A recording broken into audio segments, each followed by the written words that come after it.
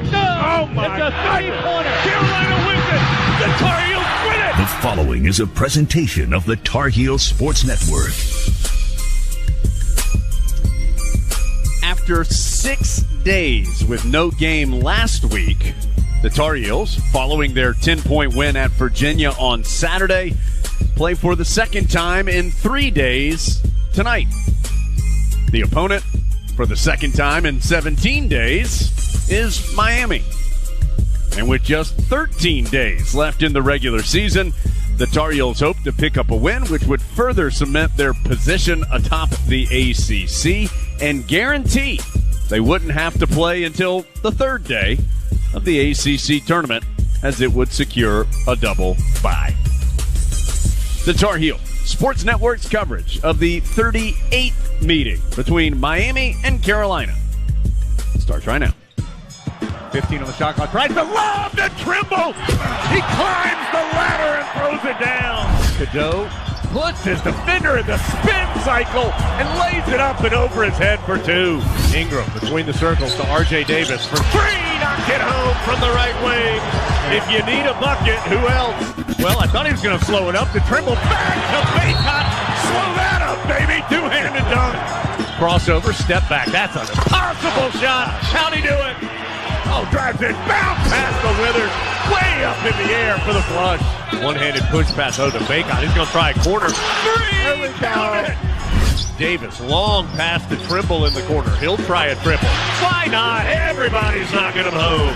Back to Davis. His three at the horn. Count it! Davis swishes it home at the buzzer. The Tar Heels Sports Network is on the air with Carolina basketball. This is Dave Nathan. Carolina tries to bolster its ACC advantage while it goes for the regular season sweep against Miami. Jones Haynes will have the call of tonight's contest. Yeah, Dave, Carolina's struggled with some of these quick turnarounds lately, losing Tuesday games against Clemson and Syracuse after big Saturday wins over Duke and Miami. So the Heels look to better handle the quick reset after the Virginia win this evening against the Hurricanes. Our analyst tonight, Marcus Ginyard, part of two ACC championship teams at Carolina, member of that 09 national title squad, and played more than a decade overseas. You know, Jones, this North Carolina basketball team, like you said, has a chance to put up a banner, but they got to stay focused on these next couple of games and tonight against Miami. We've got all those storylines on the Reed's Jewelers pregame show. Plus, Chris Miltenberg discusses Carolina's first ACC track and field title since 1996. We'll bring you an interview with head coach Hubert Davis and comments from Jim Larinaga. Marcus Ginyard and Adam Lucas answer your questions about the Tar Heels, and we'll check on scores from around the country, too. All of that and more is coming up as we count you down to tip-off between the Tar Heels and Hurricanes. From the Smith Center in Chapel Hill, this is Carolina basketball from Learfield.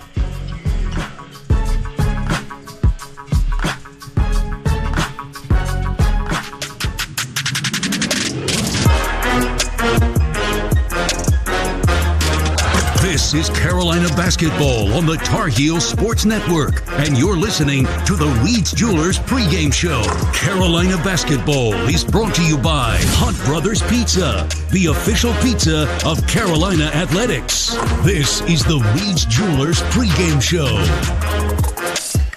After a weekend win over Virginia, Carolina's got a quick Saturday-Monday turnaround. The victory in Charlottesville was unique because the Heels were held to a season-low field goal percentage and a season-low in points, but somehow managed to get a victory at UVA for the first time in 12 years. Because of what else happened on Saturday in Winston-Salem with Duke losing, Carolina Jones finds itself a full game ahead of the Blue Devils with just 4 games remaining in the chase for a regular season ACC championship.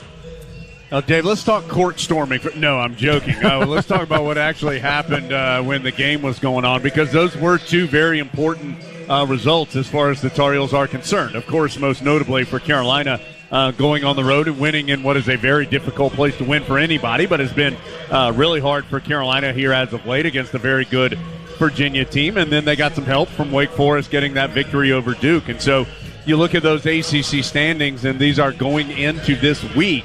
Everybody has at least 4 games remaining to play, or at least 3 games, remaining to play. Some teams have played 17, some teams have played 16. Carolina's at 13-3, a full game ahead of Duke. If the Tar Heels are successful today, they become 3 games ahead of Virginia, who is currently in 3rd place. That would be with 3 games to go, and Carolina would have the tiebreaker. So obviously the Tar Heels would be putting themselves in good position. Carolina is likely a double bye in the ACC tournament at this point. Mathematically, one more win guarantees it. Likely going to happen anyway, but mathematically they need one more win to just guarantee it on this day. So, Marcus, I think a couple different things. One, ACC regular season title is important to Carolina. Hubert Davis has made it very clear it's important to him. You want that double bye, which Carolina's positioned itself to do. And the Tar Heels are playing for a very high seed in the NCAA tournament and the ability to play in Charlotte in those first game or 2 in the NCAA tournament. So Carolina has a lot to play for, and because of that, Hubert Davis, I enjoyed his quote with me after the game on Saturday. He said, we'll enjoy this until we pull the bus into the Smith Center Tunnel tonight, and then it's focused on Miami, and that's where Carolina needs to be tonight. You're absolutely right. There is still a ton for this North Carolina basketball team to play for. You look around the Smith Center, you see all these banners hanging.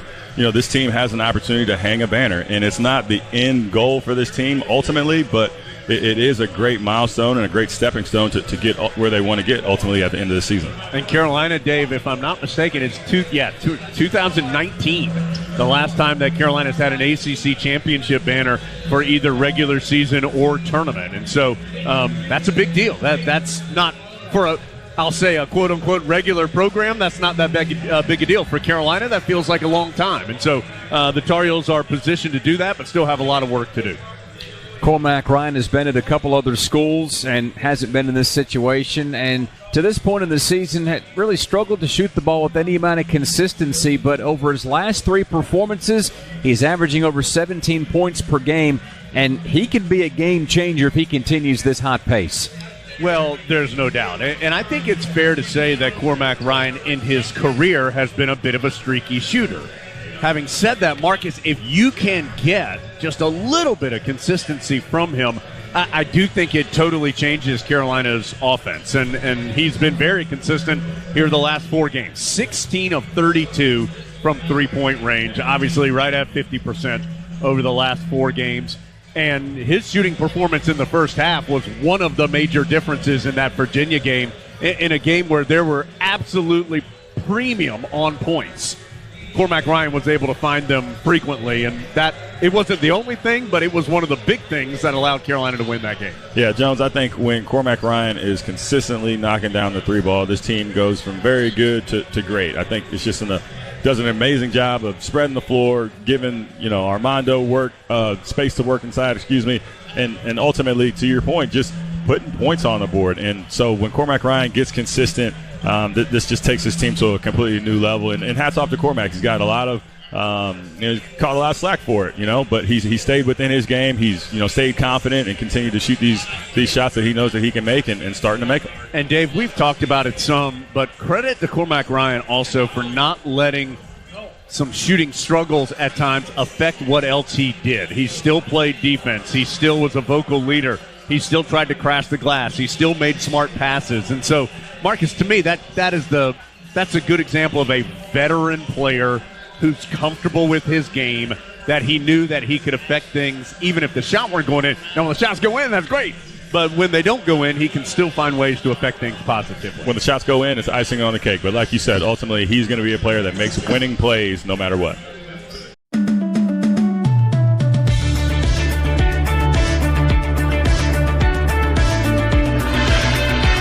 Tar Heel fans, Food Line is the proud sponsor of the Score to Give More program. For each free throw the Tar Heels make in tonight's game, Food Line Feeds will donate 100 meals to feed our neighbors in need right here in the Triangle. Entering the earlier matchup with Carolina, Miami was 15-8 overall and 6-6 in the ACC, and felt like the Canes still had a lot out in front of them. Well, let's fast forward to this evening, and Jim Larranaga's bunch has lost 6 straight, is 15-13 overall, 6-11 in the ACC, and there's no doubt injuries have played a role in the Canes' record this year. But Jones, even with those dings, this still feels like a team that should be better than its record indicates. Yeah, two things. One, there's undeniable talent on Miami's roster. Yeah, I mean, Norchad Omier is a terrific player. Nigel Pack, who is not going to play due to injury, is a terrific player. Bensley Joseph, really good player. Matthew Cleveland, really good player. So we have seen the individual talent that Miami has. It seems from an outsider perspective that they have struggled to have all of that talent consistently meshed together this year, and I think that's why you see an inconsistent record. And as this year has gone on, what I'm sure is a very frustrating slide for them, where they've lost 6 straight games coming into tonight. Now, Marcus, you were there also in Coral Gables. You saw that game. You know, looking back at it, you almost wonder how Carolina won. I mean, the Tar Heels didn't do a whole lot really well that day outside of shooting the three-point shot. They made 11 three-pointers in that game. Miami struggled to shoot the three in that contest. The Canes were just 6 of 23, and Carolina's guards really controlled the action. Cadeau had 19. He had 6 assists in that game as well. Or, excuse me, 8 assists in that game as well. Hit a couple of threes. R.J. Davis had 25. So those two really control things in a day where I don't think Carolina played its best, but their backcourt was really, really good. Totally agree with you. You know, I also think about the 16 turnovers. I think they only shot about 66% from the free throw line. Yeah. So, you know, we talked about this pregame or a little earlier with Dave. I said, I don't remember what I said when he asked me how we ended up with the win that game. You know, I don't know. But ultimately, you know, made enough plays down the stretch to get the win. But, you know, with Miami down a few guys, a few important guys, you know, this North Carolina team really needs to take advantage of that. And you know, Coach Davis said it earlier, too. You know, let's keep your foot on the pedal. Let's really push forward and finish this thing off strong. Yeah, talking about free throws, Dave, Cadeau and Davis were 11 of 12 in that game against Miami. The rest of the team was only 5 of 12. And so you got to have a little better showing than that. And, of course, we know how important free throws are. And Marcus mentioned, so we know Nigel Pack is out. We did not see Wooga Poplar out going through warm-ups with Miami when the rest of his team was out there. We have heard there's the possibility that he may not be available tonight for Miami. We have not received official word on that, but we do know that Nigel Pack is out, and Poplar is, I think, questionable right now for the Hurricanes. So, obviously, those are two big hits. Pack averages, in fact, those two players average the same amount of points, 13.7. Pack had the big first half in particular against Carolina in Coral Gables, where he scored 18 in the first half, finished the game with 20. Poplar had a double-double in that first game, 13 points and 10 rebounds. So, again, Pack, we know for sure, is out. That has been announced by Miami. Don't know about Poplar, but he seems to be, I'll say, questionable. And, again, that's unofficial, but questionable right now. Poplar and Norchad Omier both had double-doubles against Carolina earlier this month, and despite the rough patch for the Canes recently, Omir's put himself in some pretty good company, Jones. Just one of 5 players in the country averaging 17 points, 9.7 rebounds, and shooting 55% from the floor. Well, and we talked about this before the game in Coral Gables, Marcus. Norchad Omier is not the biggest guy, but, man, he uses his body well, and he's strong. And so he's got a lower center of gravity. He's just one of those guys that knows how to use his body to get you out of the way. And whether that's for him to score or for him to box you out and get a rebound, he is a really physical and skilled player in the post. He was really good in the first half against Carolina. Tar Heels did a much better job in the second half, and some of that was going at him on the other side. Baycott was much more aggressive and made Omier play defense and got a little bit of foul trouble. Omier definitely makes his presence felt on this basketball court. And I won't say any names, but I certainly saw him moving some of our guys around a little bit in the paint that last game in Coral Gables. So certainly expect to see our bigs tonight come out with a little bit more energy, a little bit more fire to really show him that we're the better players inside. It's Carolina and Miami coming up at the top of the hour, and after we take another timeout, Marcus will stick around. Adam Lucas will join us. They'll answer your Carolina questions. Jones will also begin his 2-part conversation with Hubert Davis inside the Continental Tire Coach's Corner. That's when we return to the Reed's Jewelers pregame show from Learfield.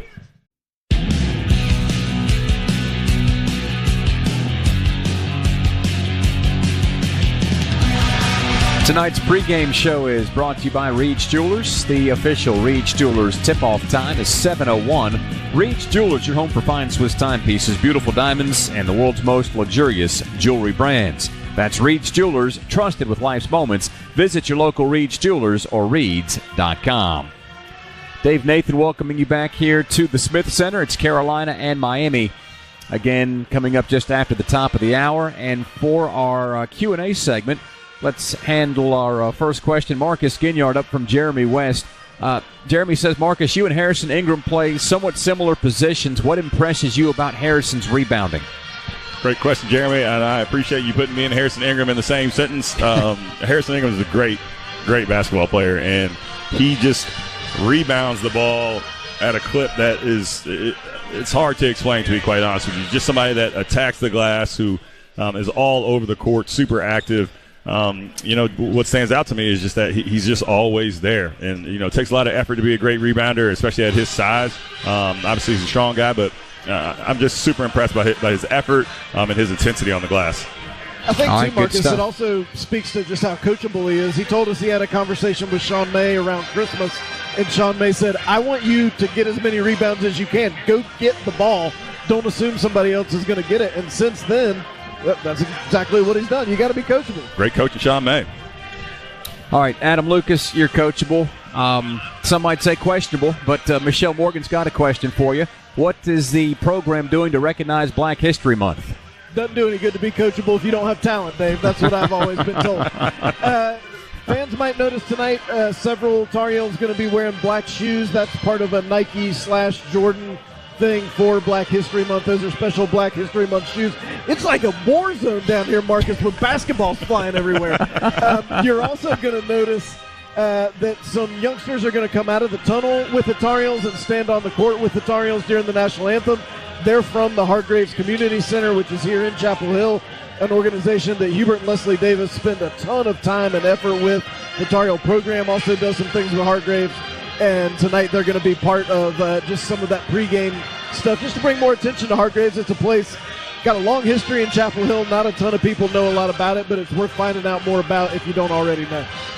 All right, good stuff. And, Adam, if we're going to put Marcus in the same sentence with Harrison Ingram, I'm going to put you in the same sentence as Wes Miller. Coach Williams said that he got as much out of Wes as his talent could give him. I think we get as much out of your talent as you've got to give us. Absolute zero. That's right. Somewhere Wes is really mad and doesn't know why. Fellas, we appreciate it. Let's send things over to Jones, who's with Coach Davis for our first installment of the Continental Tire Coaches Corner. It's brought to you by Continental Tire, the smart choice in tires, and for a dealer near you, just go to ContinentalTire.com. Quick turnaround for the Tar Heels after getting that nice road win on Saturday at Virginia. Heels are back at home to face Miami, and I'm inside the Continental Tire Coaches Corner alongside the head coach of the Tar Heels. That, of course, is Hubert Davis. Coach, it wasn't that long ago that you played Miami the first time, just about 2 weeks ago that you saw them in Coral Gables, with the Heels sneaking out of there with a 3-point win. What kind of things happened in that game that you would like to have happen again tonight, other than, of course, coming out on top? Well, I thought we had, really good stretches, on both ends of the floor where we were, our pace offensively transitioning from defense to offense, the way that we were passing the ball, shooting from the outside, being able to penetrate, get to the basket through poster penetration.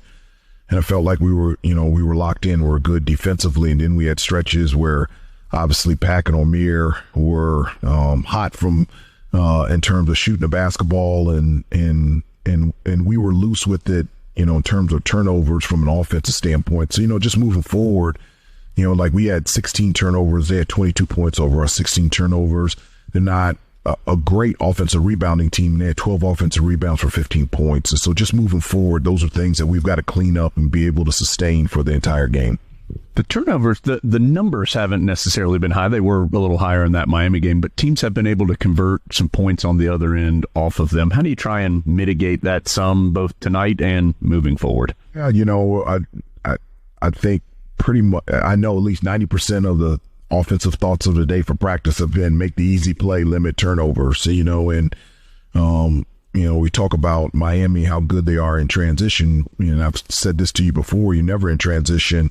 You don't have to worry about it. If you make shots, take good shots, you get fouled, get to the free throw line, and you don't turn the ball over. And so those are things that we did in the first game, enough to be able to win on the road, but things that we have to do more consistently here at home against a very good Miami team.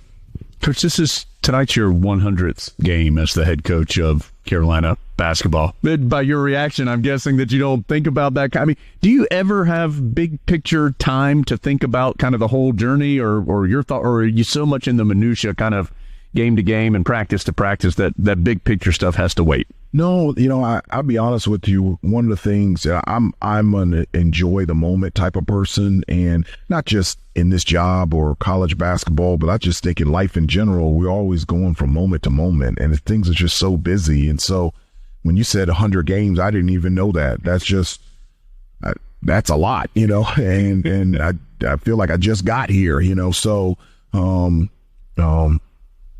yes, it's in the middle of things. It's hard to think about all the experiences and, the memories and the testimonies and the things that I've been able to experience as head coach. But just really excited about this team and the growth of this team and seeing how good we can become. Coach, this has been a difficult slide here for Miami over the last couple of weeks, but there is no doubting this team's talent, and always a challenge to go against O'Meara and Cleveland and the rest of the really good players that Miami are going to bring this evening. Yeah, I mean, this is obviously a team that went to the Final Four last year, and they have a number of pieces back from that team. From an offensive standpoint, they can just score. They can really shoot the basketball, extremely athletic, long, can get to the basket. And you talked about O'Meara's dominance down low on the post and his quickness and being able to score around the basket. Defensively, they've always use their athleticism to be able to get steals and deflections, and so they can speed you up and turn you over. And anytime that you play Miami, whether it's home or on the road, it's going to be a good test. And but we're excited about the challenge of playing against a really good team and being back at home and playing on our home floor. O'Meara had a big first half the first time you played him, did not have as big a second half. What did you guys do well? What kind of things can you do to at least try to slow him down in the paint? I think one of the ways that you can slow somebody down is to go at them on the offensive end, and that's what Armando did in the second half. I thought he did a really good job of posting up, and if he didn't get the ball, he got O'Meara into foul trouble, and so that made him go to the bench. And I felt like the aggressiveness of Armando in the second half, his persistence to post up low, to hold his position, to score in the paint, really hurt O'Meara in terms of foul trouble, but also took a lot out of him on the offensive end as well. And so that's something that we're looking to do is really get the ball down to Armando and our bigs and put a lot of pressure on O'Meara to defend and maybe take a little bit of gas out of him on the offensive end. Just 4 games left in the regular season. That final stretch starts tonight at home against Miami. Coach, as always, thank you for your time. Best of luck. All right. Thanks a lot, Jones. Appreciate it. And that's part 2 of the Continental Tire Coach's Corner, which sends us into our keys to the game, brought to you as always by your Honda dealer of the Carolinas. Take your Tar Heels tailgate to the next level with a new Honda. Jones, my key for this one for Carolina, you got to take better care of the basketball. You can't turn it over as often as you did the last time these two teams played. Going down low in the paint. Miami's got some guards out, but O'Meara is still there. So who Marcus has the better of the play in the paint? Miami scored more paint points than Carolina the first time around. Heels would like to flip that. Don't want this to feel like a cop-out, but mine is be true to you. Nobody needs to do anything exceptional tonight. North Carolina needs to do the things that they do well tonight, and they'll get away with this victory. That'll conclude our keys to the game as we get ready for the game. Carolina and Miami coming down the home stretch of the 2023-2024 season. The Tar Heels try to get another W against the Canes, and we'll have the starting lineups and tip-off right after this final break from Learfield.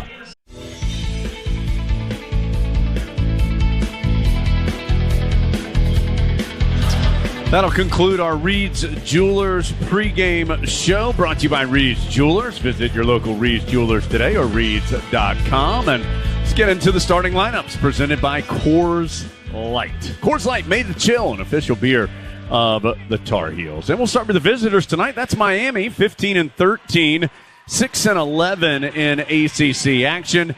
No active D1 coach has coached more games than Jim Larinaga. He's in his 13th year at Miami, his 40th year overall.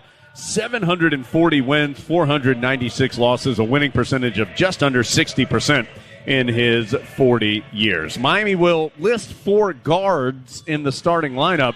And turn the lights off on me here in the Smith Center. There we go. The 4 guards. That includes Bensley Joseph, the 6'2 junior from Arlington, Massachusetts. Joseph, really good defender. He's one of the best 10 stealers of the basketball in the league. He's a good assist man, top 15 in that category in the ACC. Averages about 9 points per game as well. A player who did not play in the first game between these two, 6'8 freshman Keyshawn George. George originally from Switzerland. Really good young player, averaging 7.5 points, better than 3 rebounds per game. He is 6'8", but listed as a guard, so a dangerous player out there on the perimeter. Matthew Cleveland, the Florida State transfer, 6'11 junior from Atlanta, averaging just under 14 points and just under 6 rebounds per game. Both those numbers are top 20 in the ACC. 4th starter for Miami is Christian Watson. It is Watson's first start this year. The 6'7 sophomore from Lanham, Maryland, has played 28 minutes the last 2 games after not playing at all the previous 3. Again, Miami is without Nigel Pack and Wooga Poplar today. Poplar out due to what is being called a lower extremity injury. That's what's bothering Pack as well.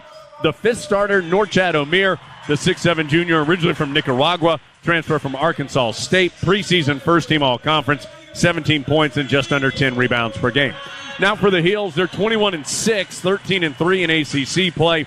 Polls out today have them at number 9 in the AP poll, 8 in the coaches poll. Hubert Davis, this is his 100th game as the head coach of Carolina. 70 wins, 29 losses in his previous 99. That is a winning percentage of just under 71%. No change in the starting lineup. Cadeau and R.J. Davis in the backcourt. Both of those guys played well against Miami the first time out. Cadeau, 19 points, 8 assists. R.J. Davis had 25 points, 7 rebounds, 5 assists. Of course, Davis coming off that game where he was just 1 of 14 from the field against Virginia, 1 of 8 from 3. He still scored 12 points thanks to going 9 of 10 at the free throw line. Speaking of putting the ball in the basket or lack thereof, Cormac Ryan was struggling shooting, but boy, not right now. 16 of 32 from three-point range his last 4 games. He's averaging 11 points, nearly 3 rebounds per game. Harrison Ingram, 6'7 junior from Dallas, Texas, 12 points, 9 boards per contest. And Armando Bacot, the 6'11 graduate student from Richmond. Armando's on a roll of 6 consecutive double-doubles. He averages a double-double, the only player in the ACC to do that. 14.5 points, 10.5 rebounds. Let's get to the Duncan uniform report. We'll get back to buzzer beaters, blocks, bounce passes, and most of all, Duncan. Welcome back, Tar Heel fans. America runs on Duncan. Heels in their traditional home white with the Carolina blue numbers, letters, and trim. Argyle down the side of the jerseys and shorts. Miami on the road green this evening. Numbers and letters in white. The trim of the unis are orange and white as well. 3 veteran officials. 3 names you'll probably recognize. 1 I know you'll recognize. Ted Valentine, Ron Groover, and Pat Driscoll are the 3 officials this evening. Smith Center, boy, Smith Center was not quite full when the lights went off. It's pretty full when the lights come on. And the ball is in the air. Omier slaps it into the backcourt, so it will be Miami with the first possession of the ball game. Carolina in the man-to-man, and it is George out on the perimeter. The big 6'8 freshman driving to the right, kicks it out to Omier. His feet set for a straight-on 3, and it's good. Omier is shooting 36.5% from three-point range this season. Miami as a team makes 9 per contest. So they're up early, 3-0. Heels going right to left as we see it here courtside in the Smith Center. Cadeau, pocket pass to Bacot, charges down the paint, tried to scoop it up from the right through contact, no good. Miami with the rebound, and they'll head the other way. A trailing Omier kicks it out to Watson. He'll send it in the left corner to Cleveland. Hard drive against R.J. Davis. Comes up short, and Cadeau in traffic gets the rebound. Tough bounce pass to the left side to R.J. Davis. I thought he was going to circle back out. Instead, he's going to shoot the 3 and drop it home. R.J. said, I'm not circling anything back out. I want to see that ball go through the hoop. 3-3 our score as Omier goes hard against Bacot on the right and has his shot blocked. Ball is loose. Omier comes up with the loose ball. He'll reset it out to Cleveland. spinning into the paint, kicks it out to Watson. His three is short from straight on. Rebound at the free throw line goes to R.J. Davis. Davis up the floor, left side, quickly to Cadeau, up top to Ingram. Extra pass right sideline to Cormac Ryan. He'll hold it waist level, send it back to Cadeau to reset. Shot clock at 15, game tied at 3. R.J. Davis already as many field goals this game as he had the entire time against Virginia. Has it on the perimeter. Bounce pass high post to Cadeau. Long pass right corner Ingram. Catch and shoot three is off the back iron. No good. Baycott slapped the rebound, but it's chased on the baseline by Matthew Cleveland. Tar Heels didn't really get a great look there. It was a late catch and shoot three from the corner by Ingram. Certainly one he can make, but a bit of a rush shot. Miami the other way. Cleveland pulls up at the left elbow. His jumper spins out. Baycott collects the board. Here come the Heels the other way. Cadeau head up as he comes on the left. Hubert Davis screamed, look inside. Cadeau did, but then kicked it back out to Ingram. Now on the right side, it goes to R.J. Davis, middle of the floor to Cadeau. Carolina, not a lot of movement here offensively as the shot clock's already down to 10. Boy, a rifle pass in the corner to Ryan. His three rattles out. Rebound slapped out by Baycott, chased down by Cadeau. Extra pass down low to Ingram. His little floater on the baseline is short. And then the loose ball rebound picked up by Miami. Carolina's had some good looks, but just one field goal thus far. George in transition knocks in the three as he just pulled straight up over Cadeau for the triple. Every basket so far has been a three. 2 by Miami, 1 for Carolina. It's 6-3 as Ingram has it on the right baseline against Cleveland. Double team comes, kicks it out to Ryan. He'll try the three. Good! 6-6. Both teams with 2 3-pointers. Ryan and Davis for Carolina. George and O'Meara for the Hurricanes. Under 17 to play first half. Miami working in the half court near the center jump circle. It is George. Boy, he's big out there at 6'8". Pulls up from behind a screen and knocks in another three. So he's better than a 40% shooter out there. And again, he did not play the first time these two teams saw each other. So 5 made field goals, all of them threes thus far. 9-6 our score as Cadeau sends it in the left corner inside the arc to Ingram. He's going to back in against the smaller Joseph.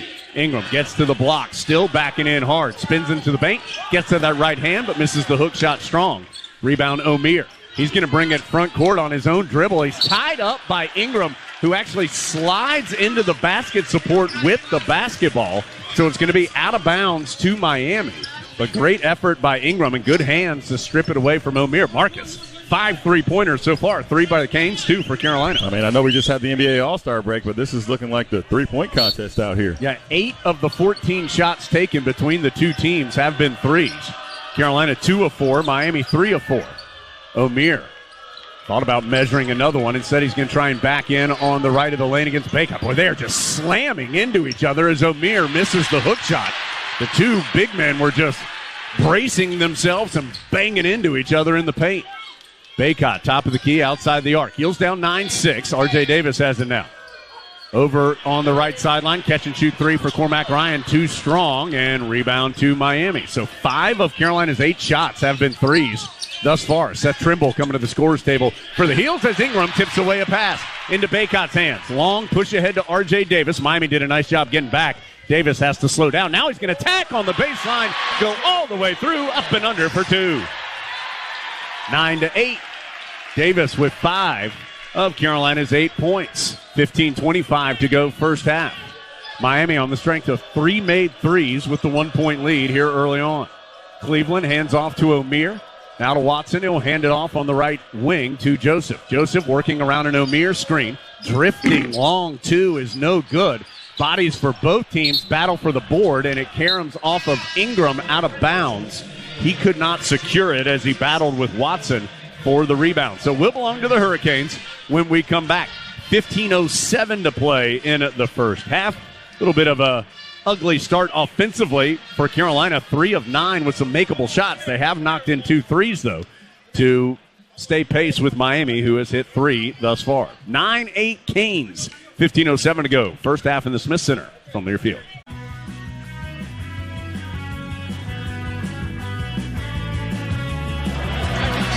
Miami 9, Carolina 8.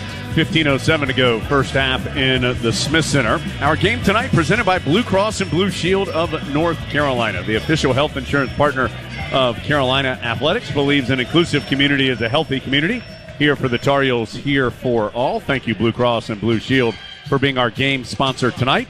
And after the game, we'll have our Best in the Game. That's our Player of the Game feature, brought to you by Old Dominion Freight Line. Old Dominion Freight Line works hard to be the best in the game and is proud to support those striving to be the best in theirs. Marcus, 5 of Carolina's 9 shots are threes. Baycott doesn't have a post touch yet. He did have an attempt on a driving layup on one shot that he missed. Feels like Carolina would like to go inside a little bit more. Offense has not looked great for North Carolina right now, and I agree. I think that the ball should at least start inside before it comes back out. But, I mean, overall, the shots haven't been terrible. But the one thing that I'm eyeing right now, Jones, is Miami is 3 for 4 from 3. They did not shoot it well the first meeting between these two teams. Right now they're off to a hot start. Yeah, they're a good three-point shooting team normally at about 37%. That's 4th best in the ACC. Told you they average making 9 per game.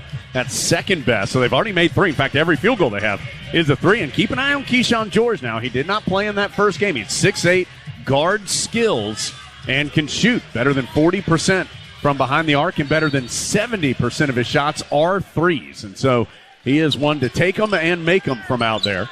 As the inbounds goes in the backcourt to Bensley Joseph for Miami. Penetrates in out to Cleveland. Good job by Withers, not biting for the pump fake. Forces Cleveland instead into a difficult turnaround 2.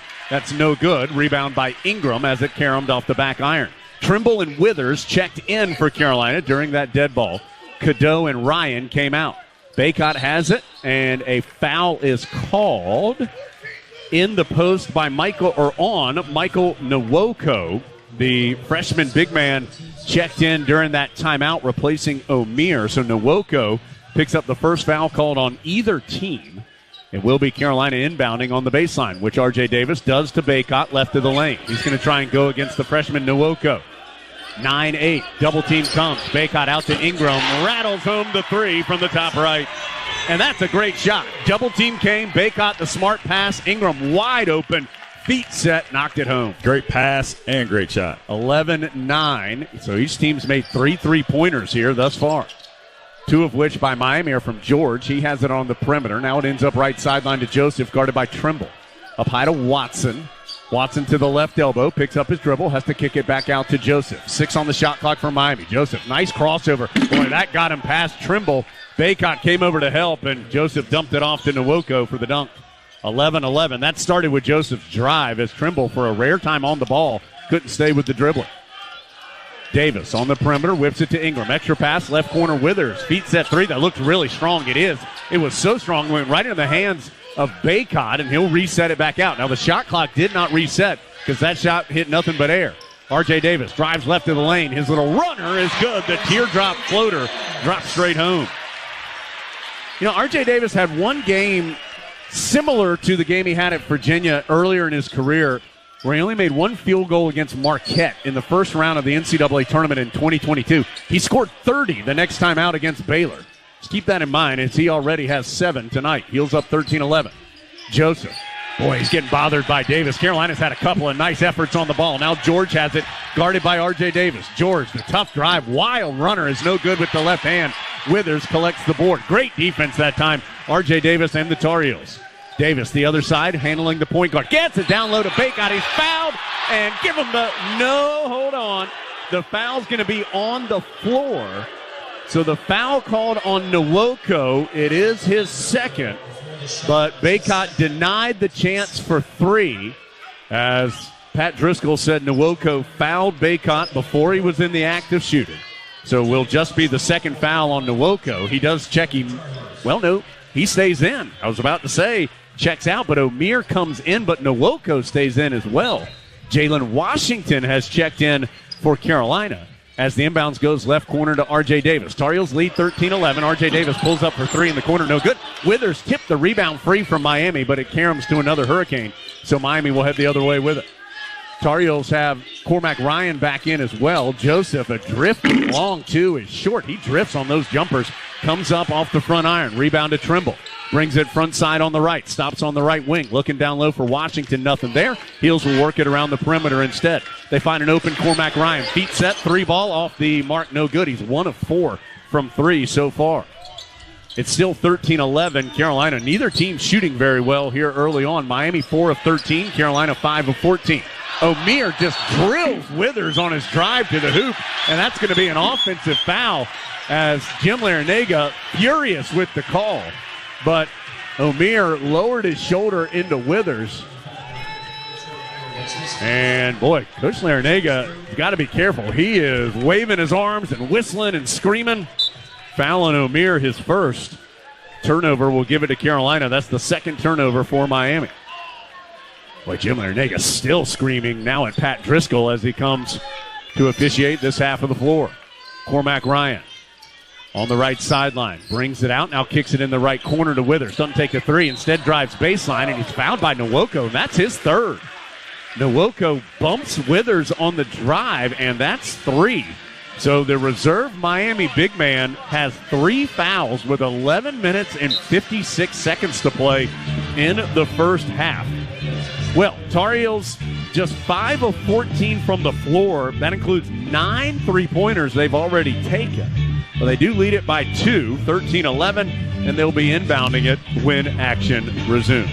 Carolina by 2, 11:56 to go. First half in the Smith Center from Learfield.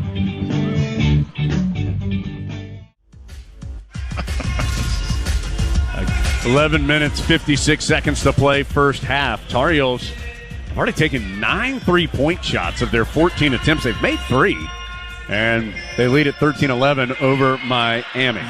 Brought to you in part tonight by Fairfield by Marriott, part of the Marriott Bonvoy portfolio of hotels and a proud partner of Carolina Athletics. And also the Good Feet store. If you have foot, knee, hip, or back pain, Good Feet arch supports are engineered to support all 4 arches to provide pain relief, balance, and comfort. Try them for yourself. Book your free fitting today at goodfeet.com. Marcus, just a quick look at some of these Lenovo stats brought to you by Lenovo, Lenovo.com. Lenovo, smarter technology for all. Heels 5 of 14, 3 of 9 from 3. Miami is 4 of 13, 3 of 4 from 3. Canes haven't scored in more than 2 minutes. Rebounds even at 9 apiece. Fouls, there have already been 4 called on Miami, including 3 on Nwoko. Carolina hasn't been called for a foul. What are you seeing out there?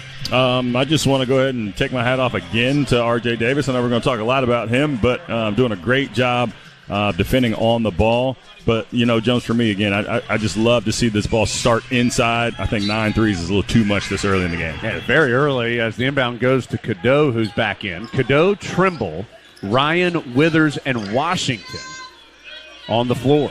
It ends up in the left corner to Withers, back up on the wing left to Cadeau. Back to Withers. Withers going to drive hard on the baseline, kicks it corner to Trimble, extra pass out to Ryan, beats that 3, can't get the roll. Withers, the offensive rebound, though, and the stick back.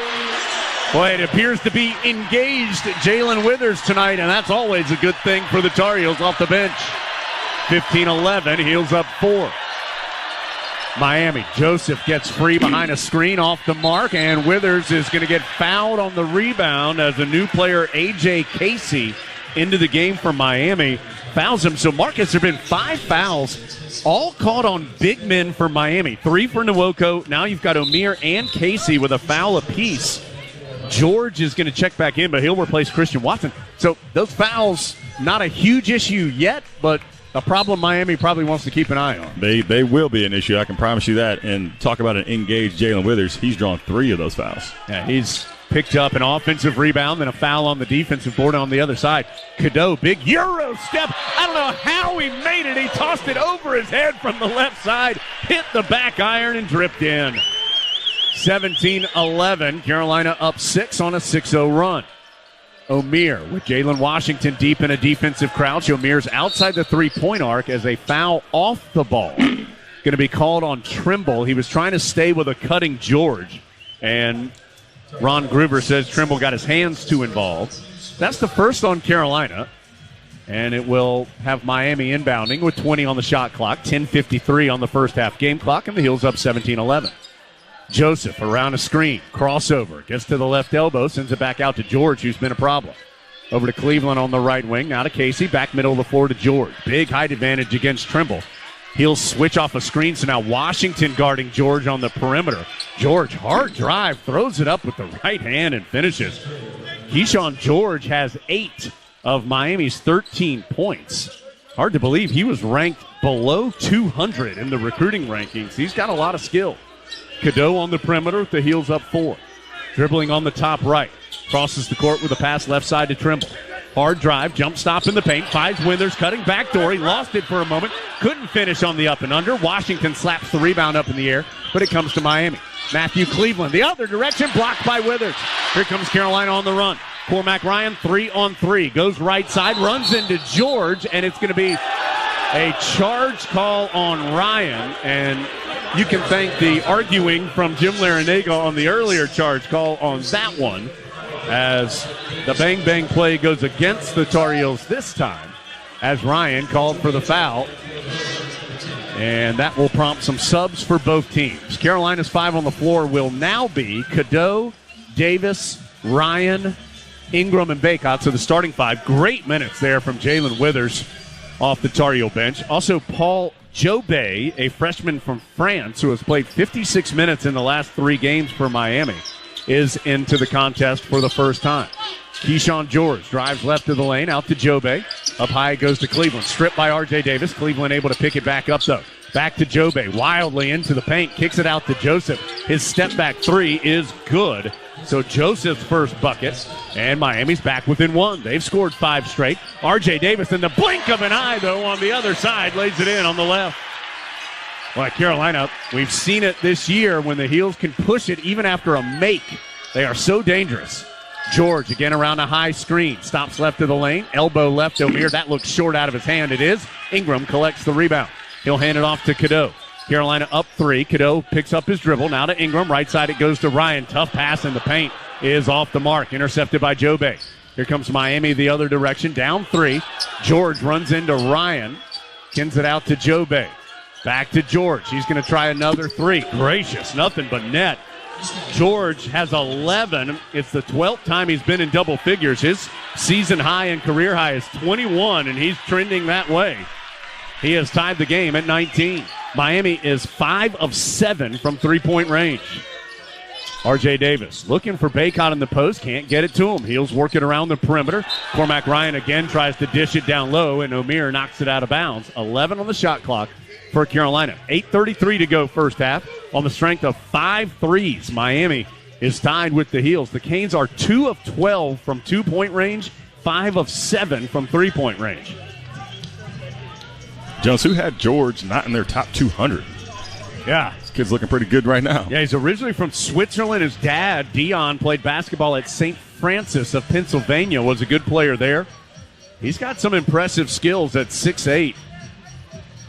And can handle and shoot. And he's been the dominant player for Miami so far with 11 of their 19.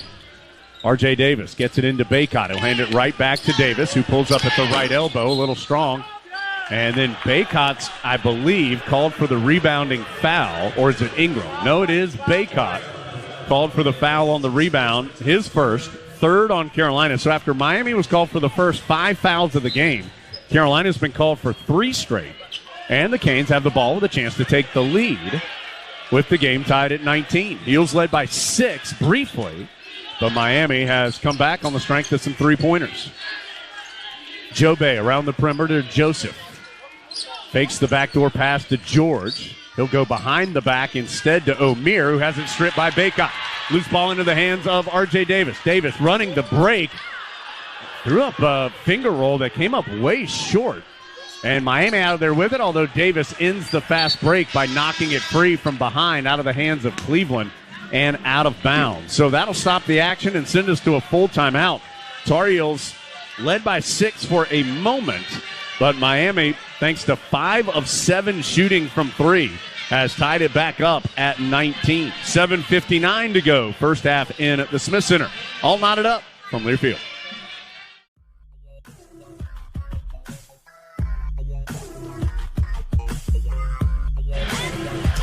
19-19 on the North Carolina Farm Bureau scoreboard. Brought to you by Farm Bureau Insurance, helping you is what they do best. 7:59 to play first half. Food Lion, proud to sponsor the Score to Give More program. For each free throw the Heels make in today's game, Food Lion Feeds will donate 100 meals to a local area food bank. And Marcus, that's been indicative of Carolina's issue. There are no free throws taken yet in this game by either team. Tar Heels normally make right under 18 per game. That's 11th in the nation. And in their wins, Carolina's +7 per game on the free throw line compared to the opposition. No free throws taken by either team. And really, neither team outside of one player is shooting well. R.J. Davis is 4 of 7 for Carolina. The rest of the Heels, 4 of 14. For Miami, Keyshawn George, 4 of 5, including 3 of 3 from 3. The rest of the Hurricanes are just 3 of 14. Well, I think that your key for the game was get the ball inside, and that's the way you're going to get to the free throw line. Yeah, they've struggled to get it in there. And so if we're going to continue to shoot threes, we're going to have a tough time getting to the free throw line. Yeah, 10 of Carolina's 21 shots are three-pointers.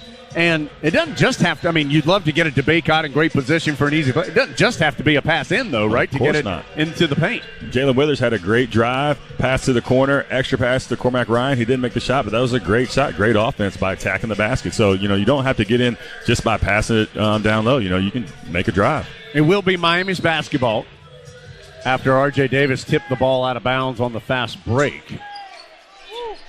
Joseph, who's been a problem out there with his ball handling, he's gotten some clean looks multiple times. Hasn't made them all, but he's been hard to handle. George loses the dribble and loose ball to R.J. Davis. Heels have numbers. Davis on the left, can't finish. He wanted a whistle that did not come. Here comes Miami the other way. Cleveland knocked away by Cadeau. Cadeau, long pitch ahead to R.J. Davis. He'll get the uncontested layup from the right side. Well, R.J. had stayed down there to argue the lack of a call on the last fast break, and it ended up helping him on the next one. 21-19. Tar Heels now with 4 steals in this game and 2 blocks as well. 21-19, Heels up 2. George has not missed from behind the arc. He'll pull up for a wild 3. It's an air ball into the hands of R.J. Davis. Heels up 2 and on the move. Davis comes front side on the left. Baycott is in a fight down low for position. Cadeau fakes the pass to him, kicks it right corner to Ryan. His 3 is short. Well, that was on line. Ryan struggling. 1 of 6 after going 16 of 32 in his last 4 games. Heels get another steal as Baycott tips it out of the hands of Joseph into R.J. Davis's hands. And then Joseph fouls him. Foul on Joseph, his first. That is the 5th steal in this game for Carolina.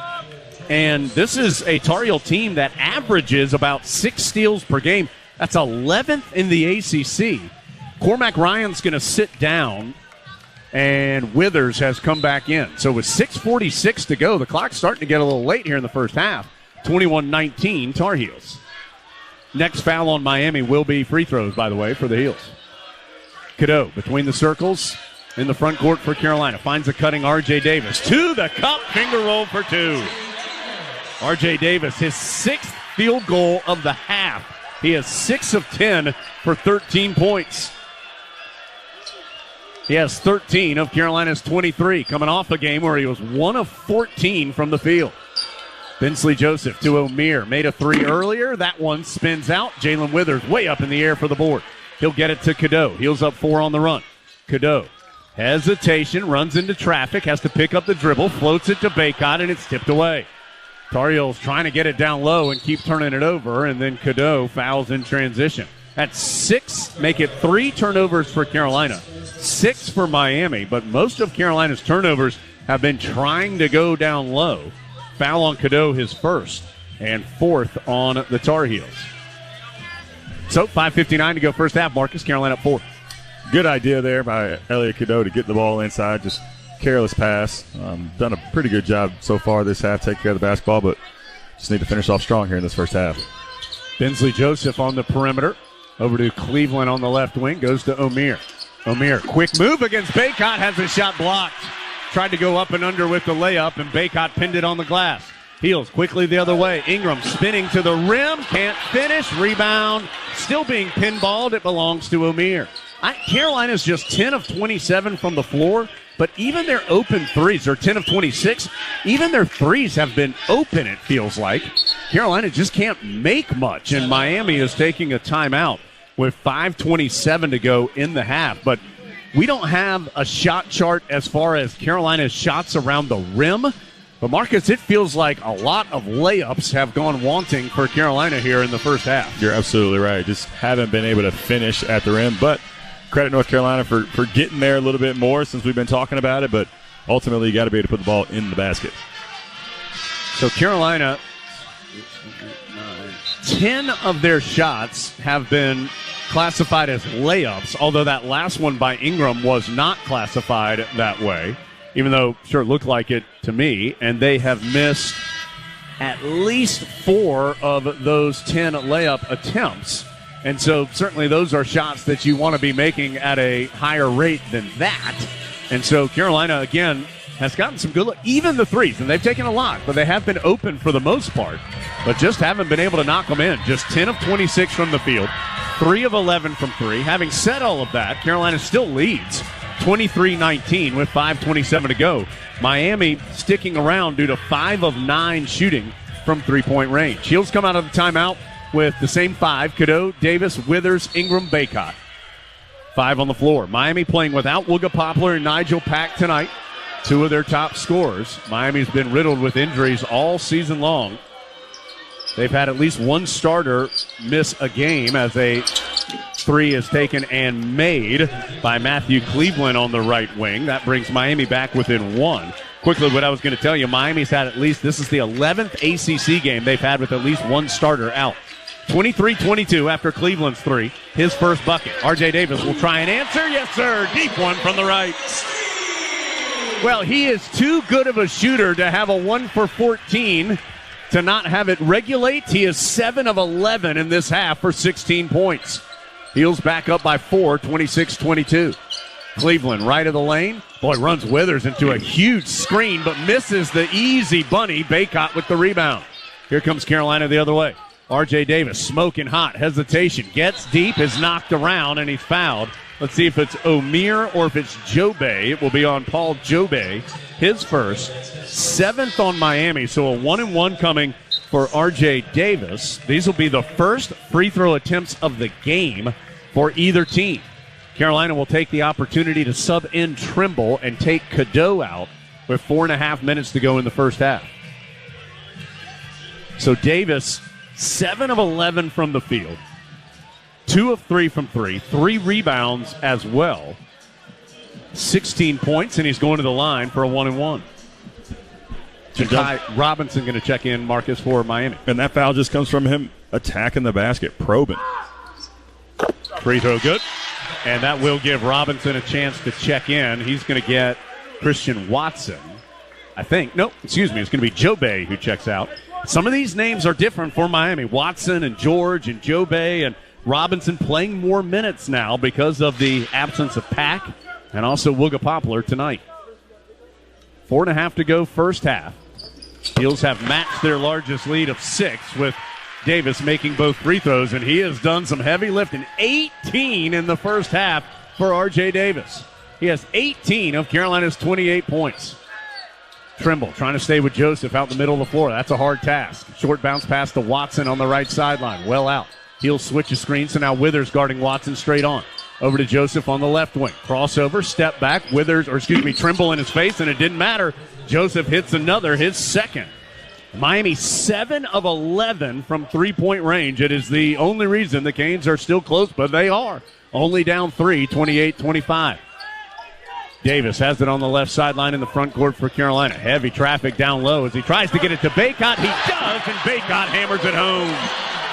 Baycott's first bucket on the good entry from Davis. Tossed it over Omier's defense. Omier is complaining Baycott fouled him to get loose. Trimble nearly got the ball away from Joseph. Can't do it. Joseph over to Watson. Heels up 5, 30-25. Watson, hard drive in the paint, has his shot altered by Withers. Into Ingram's hands. He'll bounce it front court to R.J. Davis. Stops on the left ring. Davis in the post. It goes to Baycott. Hard to the rim. And must have been stripped. No whistle. Baycott staring at Ron Groover, the official, as he comes down to play defense. 20 on the shot clock for Joseph and the Canes. Omier will try a trailing 3. It's good. Miami 8 of 12 from three-point range. 30-28. 8 of 12. They average 9 threes a game. They've made 8 in the first half. Omier has made 2 of them. R.J. Davis tries to pass it down low, tipped away, and then after he tried to recover the loose ball, it goes out off of R.J., so it will go over to Miami. So the Tar Heels starting to find some more frequent offense. R.J. Davis having a terrific game, but Miami cannot miss from three. They are 2 of 15 from 2, 8 of 12 from three. Because of that, Heels are up just 2, 30-28 from Learfield.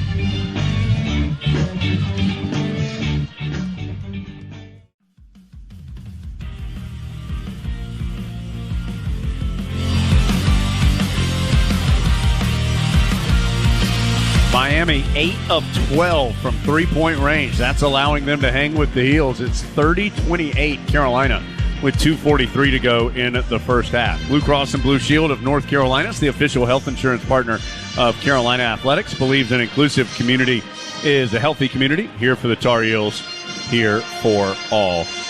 Marcus, that three-point number is enormous. We just said it. Miami 2 of 15 from 2.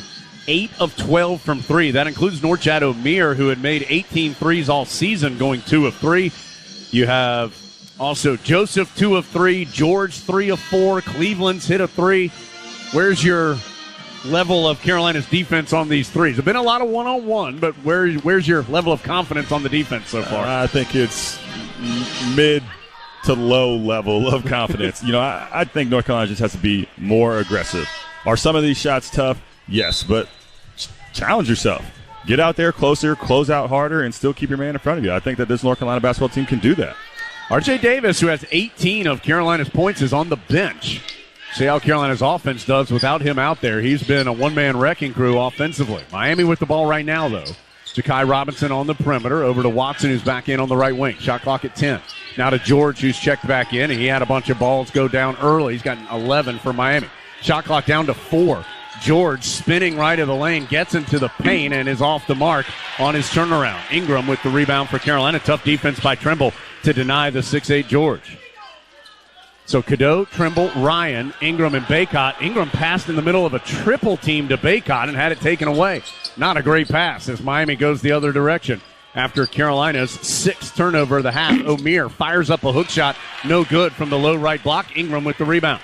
30-28 still Carolina, who's turned it over 3 times in the last 2 minutes. Trimble out to Cadeau between the circles. Gets a screen from Baycott to get left side. Whips it in the right corner to Ryan. Pump fake for 3. Jump stop in the paint. Draws contact. No whistle, but he drops home the jumper. Ryan's second bucket. He's not having much success from 3, so pump fake drive and get the 2. And there's going to be a foul called on Trimble as he was trying to stay with George front side. Trimble becomes the first Tar Heel with 2 fouls. Carolina's 5th as a team. I think Trimble's going to stay on the floor even with the 2 fouls. Clock at 1:25. 32-20. And now R.J. Davis is going to come to the table. Probably to get Trimble with those 2 fouls, and it will be Trimble who has to come out. So it'll be Cadeau, Davis, Ryan, Ingram, and Baycott. 1:25 to go first half. Heels up 4, but having a hard time getting away from Miami thanks to the Hurricanes going 8 of 12 from three-point range. Cleveland pump fake for 3 this time. Got Ingram flying by him, and you heard him rattle the rim on the drive. 32-30. Cleveland with 5 for Miami. Heels up just 2. Ryan to Cadeau. Gets a screen from Baycott. Charging in on the right. Whips a pass left corner to Ingram. Wide open for 3. No good. Baycott with the rebound. Stripped going back up. Out of bounds off Miami. Boy, it has been hard sledding in the post for Baycott. He has been battling. Miami paying a bunch of attention to him. As George apparently got all ball there. As the inbounds goes to Cadeau, open underneath the rim for the easy 2. Cormac Ryan found Cadeau. The freshman slipped in there for the easy bucket. 34-30 with less than a minute to go in the half. George, he'll switch a screen, so Ingram guarding him. Now to Cleveland. Cleveland driving hard on the right, and a foul's called. On Cormac Ryan, that's his 2nd. 6th on Carolina. And I think that should be on the floor. It will be. So Ryan with 2 fouls is going to have to check out. Trimble with 2 fouls comes back in. 43.6 seconds to go first half. Heels up 4, 34-30. Long inbounds into the backcourt to Joseph. Joseph crossover. Stutter step, another crossover. Boy, that was a fancy move to get to the rim for 2. That was impressive from Joseph. Carolina up 2. Joseph has been hard to handle on the perimeter with his handles here in the first half. Miami within 2, Carolina with the ball. About a 4-second difference, shot clock to game clock. R.J. Davis, catch and shoot 3. Cash on that one. Goodness gracious. R.J. Davis, 21 in the first half. He's 8 of 12 from the field. Cleveland on the other side with 3 seconds. He's going to have to force up a guarded 3. No good. And Carolina, thanks to 21 first half points for R.J. Davis, will take a 5-point lead into halftime, able to withstand 8 made threes by the Hurricanes, thanks to Davis's heroics. 37-32. Carolina by 5 at the break. Wells Fargo halftime show coming up from Learfield.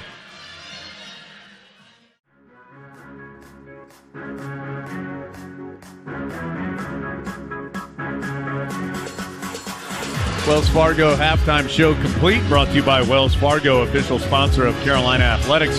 Heels 37, Miami 32. Let's get to the trusted choice of the game. Brought to you by the Trusted Choice Independent Insurance Agents of North Carolina, who want you to stay safe behind the wheel. Put down your phone while driving. Let's have a hands-free NC. To learn more, find an agent near you. Visit trustedchoice.com/GoHeels. Marcus, what in your mind will be important in the second half? I think this North Carolina basketball team needs to accept the challenge defensively. I think they need to do a better job of defending the perimeter and defending the paint. When I see Cleveland drive down the lane and dunk it 2 hands in the middle of the paint, for me, that's just a red flag, a huge red flag. I think North Carolina needs to do a better job defending. Yeah, they've had a hard time staying in front, particularly at Joseph out on the perimeter. A couple of the big storylines of the first half. Of course, R.J. Davis keeping Carolina afloat with 21 points, and he's needed it. Ryan and Ingram just 3 of 13 combined. Baycott took just 2 shots. Tar Heel turnovers, they had 6 of them in the first half, including 4 down the stretch when Carolina was scoring on 7 of its last 8 possessions without turnovers, but had 4 turnovers in there, 6 for the half. And, of course, Miami's threes, 8 of 13. Carolina will have the ball first. Miami won the opening tip. No jump balls in the first half, so Carolina has it to start the second half, going left to right as we see it, and more of the same. R.J. Davis off a curl, gets the pass, pulls up at the ACC logo, and drops it home. 23 now for R.J. Davis. His career high, that 36 he had against Wake earlier this year. It is the 18th time Davis has gone for more than 20 in a game this season. George comes up way short on a 3 into the hands of Ingram. Ingram ahead to Ryan. Bounce pass in the post. Oh, Baycott never caught it. He just kind of guided it with one hand almost off the floor to the backboard and in. What a play. Timeout Miami. Jim Larinaga can't stand what he's seen in the first couple of possessions. That will stretch to a full. I'm not sure I've ever seen a play quite like that, as Baycott never fully grasped the ball, just kind of stopped it with his hand on the low bounce pass and guided it off the backboard for 2. What a play. We'll take a break. Heels have scored the first 5 of the half. They lead at 41-32 from Learfield.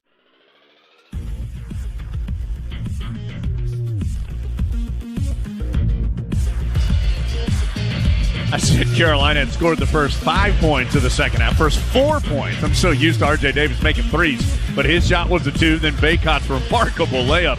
So the Heels with a quick 4-0 spurt, and they lead at 41-32 here right at the beginning of the first half, or second half. Haven't even played a minute here in the half.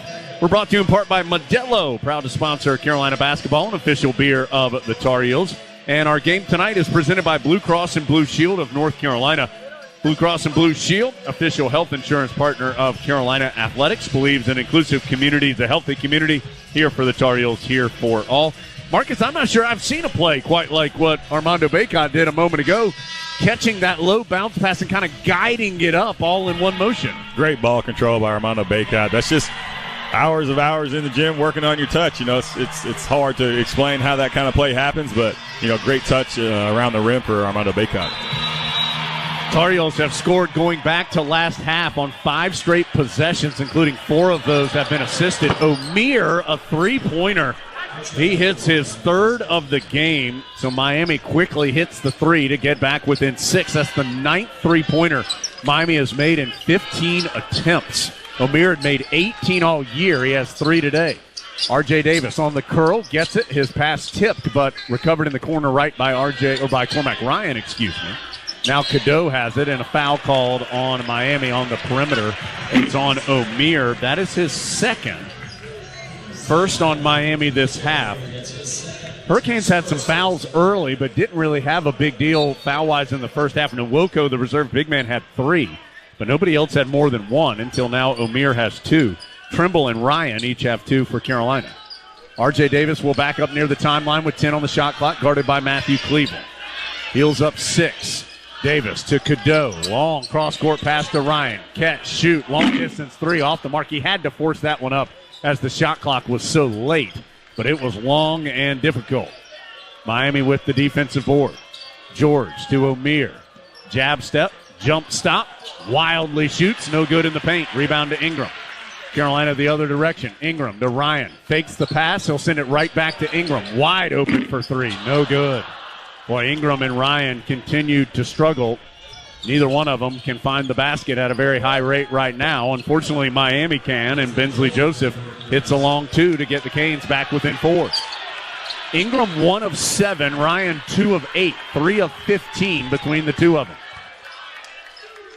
Baycott back to the basket. Backdoor to the cutting Cadeau for the layup. What a find by the big man.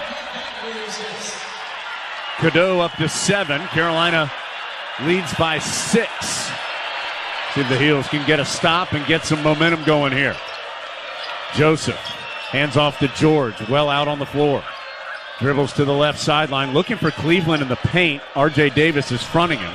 So he sends it to Omier. Crossover. He and Baycott just slamming into each other. And for the first time, Ron Groover is going to blow his whistle and call a foul. And I say for the first time because we've seen Omier and Baycott just these aggressive, almost like 2 of those bullhorn sheep or whatever, just going at each other. As Miami will inbound it on the baseline. Something they like to do and have since Jim Larinaga has been there is throw it all the way into the backcourt on the inbounds. Cleveland able to jab step and drive by Cadeau, and then he's fouled at the rim as Ingram came over to help out Cadeau, who had gotten beat on the play. Ingram wasn't going to let Cleveland have the uncontested dunk. And so Cleveland will have to go earn it at the free throw line. That pass went all the way to the backcourt. Then Joseph quickly got it up to Cleveland, who drove in from the left. These are the first free throws of the game for Miami, and Cleveland misses the first. The foul on Ingram, his first. Second on Carolina this half. Everybody wants the cookies, of course. I want some cookies, Jones. 43-37, Carolina with 17-14 to play second half. Cleveland with the second of 2 shots, and that one's good. It's a 5-point lead, 43-38. That was the halftime advantage for Carolina at 37-32. Cadeau, Davis, extra pass, right corner. Ryan, who's been ice cold, stays that way. And now, after the play, Ron Groover is going to come and separate Ryan and George. George was challenging the corner 3 from Ryan, and they must have gotten tangled up. Nothing, no call, nothing extra, just 2 competitors. Yeah, just Groover just separating the 2. All right, so Carolina's by 5, but Miami has the basketball. Again, the Tar Heels just can't quite get away from Miami. Omier, another 3. That one's off the mark. And a foul called on Carolina on the rebound as Ingram was already starting the fast break the other way. It's going to be Cadeau, his second. That's now 3 on Carolina this half. And Cadeau becomes the 4th Tar Heel with 2 fouls. Trimble, Baycott, Ryan, and Cadeau. George will inbound on the baseline right. Miami within 5. That was the halftime lead. Carolina briefly got it to 9. But Miami right back within 5, but they're going to turn it over. Joseph tried to pass it out. R.J. Davis tipped it away into Ingram's hands. Ahead to Cormac Ryan, and a foul called on Norchad Omier And Marcus, you look like, hey, this is easy. Just try to take it at him a little bit, right? That's a beautiful thing. If you're not making the baskets from three-point line, why don't you do something different? He had a great drive towards the end of the first half. And again, he draws a foul here just because he attacks the basket. That foul on O'Meara is his third. He'll have to come out as Nwoko, also with 3 fouls, will check in. 16:37 to go. There's already been 5 fouls called this half after there were 13 called the whole first half. Cormac Ryan gets the inbounds to Cadeau. Quick bounce pass in the post goes to Baycott. Up strong, can't finish against Nwoko. Ingram tipped the rebound, but it wouldn't drop. Man, Carolina, there's a lid on that basket, it feels like at times, as there's a traveling call the other way. Bensley Joseph just out of control, fumbling and bumbling into the paint. Turns it over. That is turnover number 8 for the Hurricanes. And Marcus, I said, Carolina's not shooting a terrible percentage, 46%. That's actually pretty good. But it feels like so many shots that they normally would make just have not gone in. It does, Jones. It just doesn't feel like they're really in a rhythm offensively. Cadeau coming front side against Joseph. Stops on the left wing after some fancy ball handling. Bounce pass to Baycott. Can't continue the slip. He's going to back out. Now come in. Extra pass to Ryan. Misses the layup, but Cormac gets it right back and finishes. He's up to 9. Tar Heel lead is 7. Keyshawn George the other way quickly for Miami. Kicks it back out to Joseph. Back to George. Around a screen to the free throw line. Almost traveled as he took a couple of steps in the paint. Ball ended up reset back out to George. R.J. Davis trying to hound him. George backs out, attacks. His pass to Nwoko at the free throw line. Shot clock down to 7. Nwoko comes out, hands off to Ja'Kai Robinson, who's in the game. Robinson, crossover, step back, high arcing shot, no good. And before the shot clock horn, Ingram already had the rebound. Here comes Carolina the other way. R.J. Davis changes speeds. Kicks it back out to Cadeau, to Davis. Set, didn't take the 3. He's going to reset it in total. Baycott was working for position against Nwoko. They couldn't find him. 45-38, Carolina by 7. Ingram has it on the left wing. Left corner to Cadeau. Shot clock's down to 7. Cadeau spins by Robinson, floats it up, but it won't go in. The rebound out of bounds off Baycott. Man, another shot at the rim that just won't drop for the Tar Heels. Good news is they still lead it by 7, 45-38 with 15:04 to go. Tar Heels on top, and Miami will have the basketball when we return. Again, 45-38 on that North Carolina Farm Bureau scoreboard from Learfield.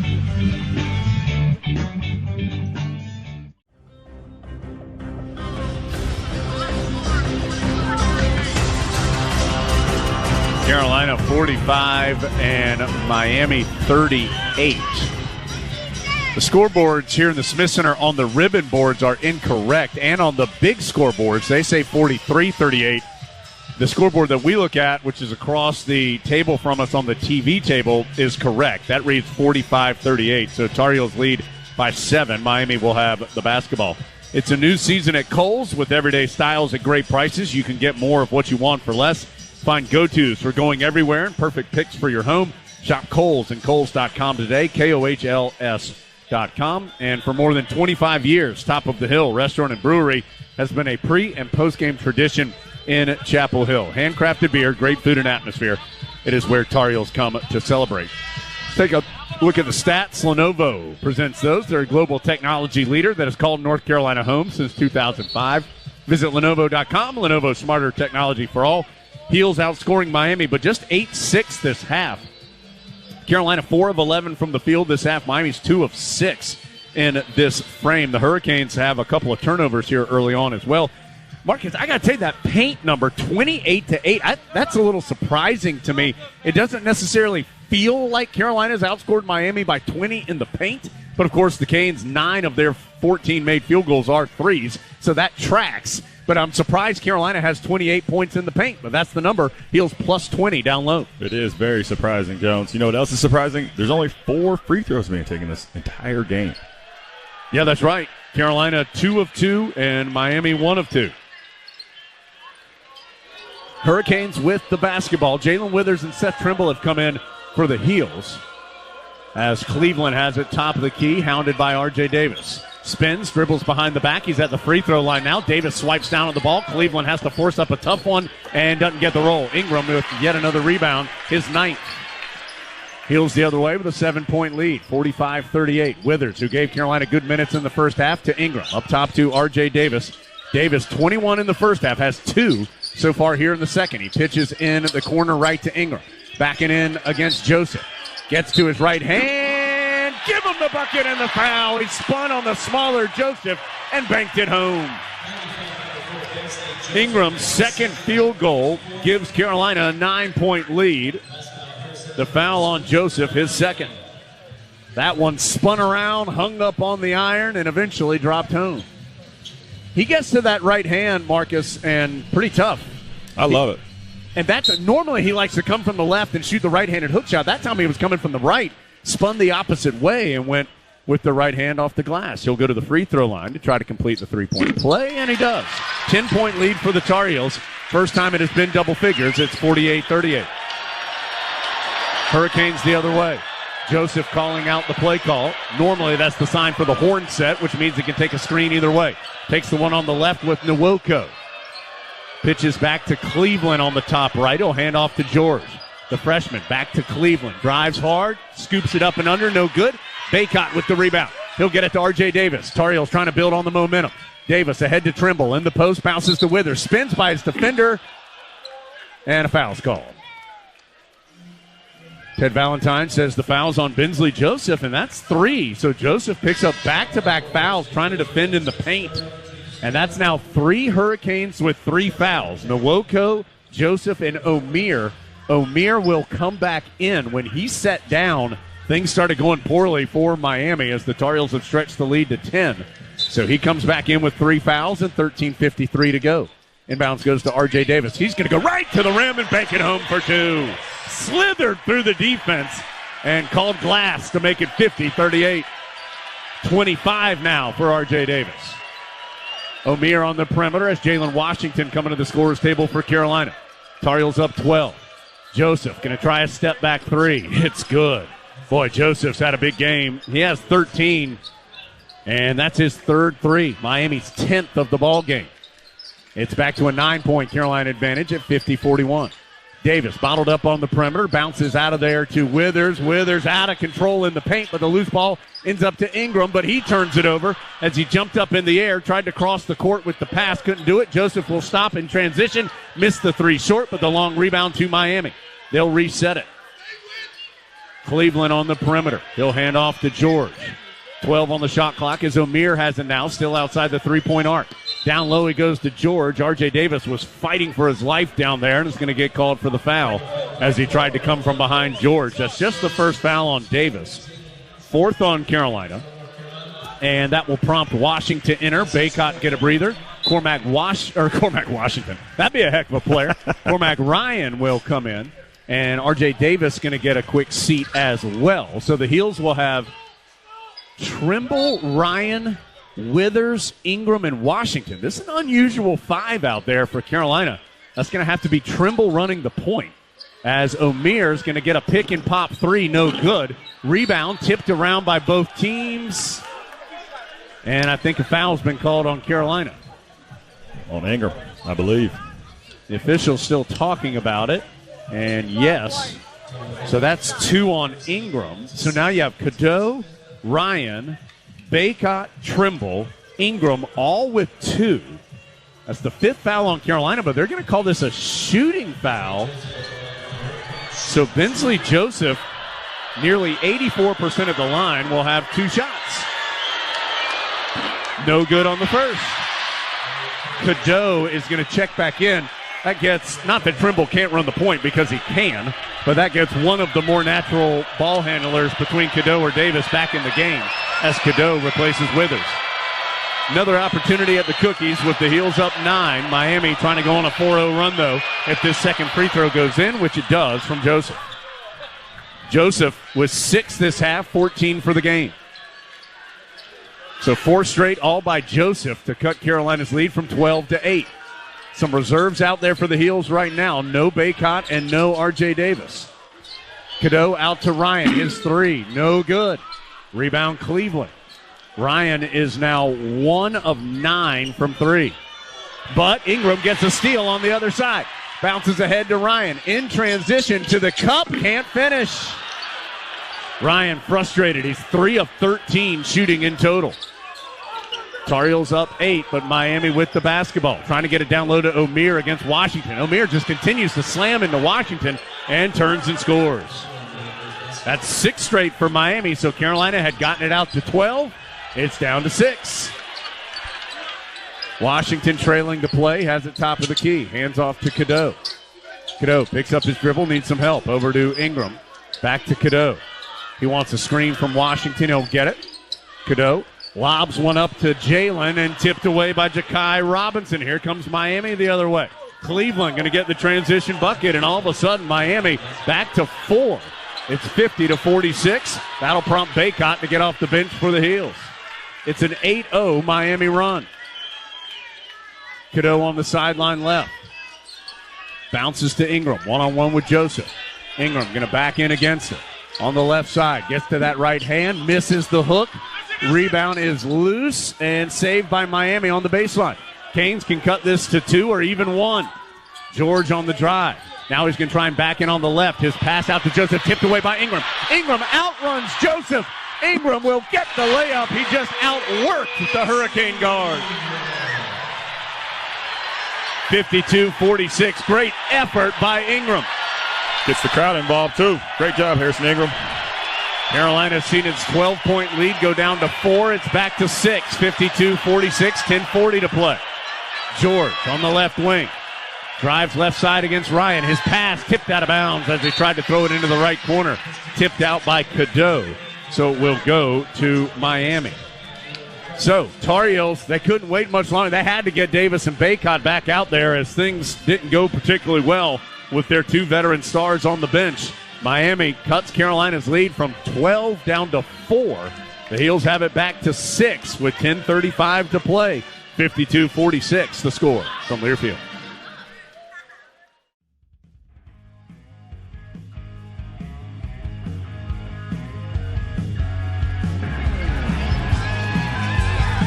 Carolina has led by as many as 12. They just stopped an 8-0 Miami run, though. That Hurricane run had cut Carolina's lead from 12 to 4. Tar Heels get a bucket on the Ingram steal and layup to get the advantage back to 6, but Canes right back in the ball game with 10:35 to go. Carolina up 52-46. For every assist, Harris Teeter is assisting you with groceries this basketball season. Each week, one winner will receive free groceries for every assist. Visit harristeeter.com and look for the Big 4 grocery assist page to enter today. Carolina 7 of 17 this half, but 0 of 4 from 3. Cormac Ryan and Harrison Ingram really struggling. They are 6 of 24 from the floor, 2 of 13 from three-point range. Now, Ingram does have 9 rebounds and 2 assists.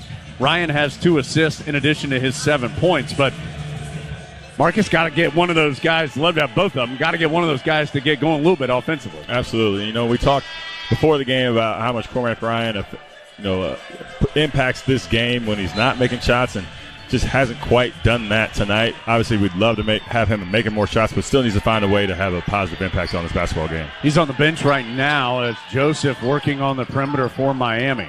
They work it on the right side to Watson, guarded by Cadeau. He'll bounce it out to O'Meara. Has to force it up late in the shot clock, and it's an air ball. So that will be a shot clock violation. Miami appeared to be a bit unaware that it was a low clock. I thought that might have grazed the front end of the rim there. I think it hit the net on the shot.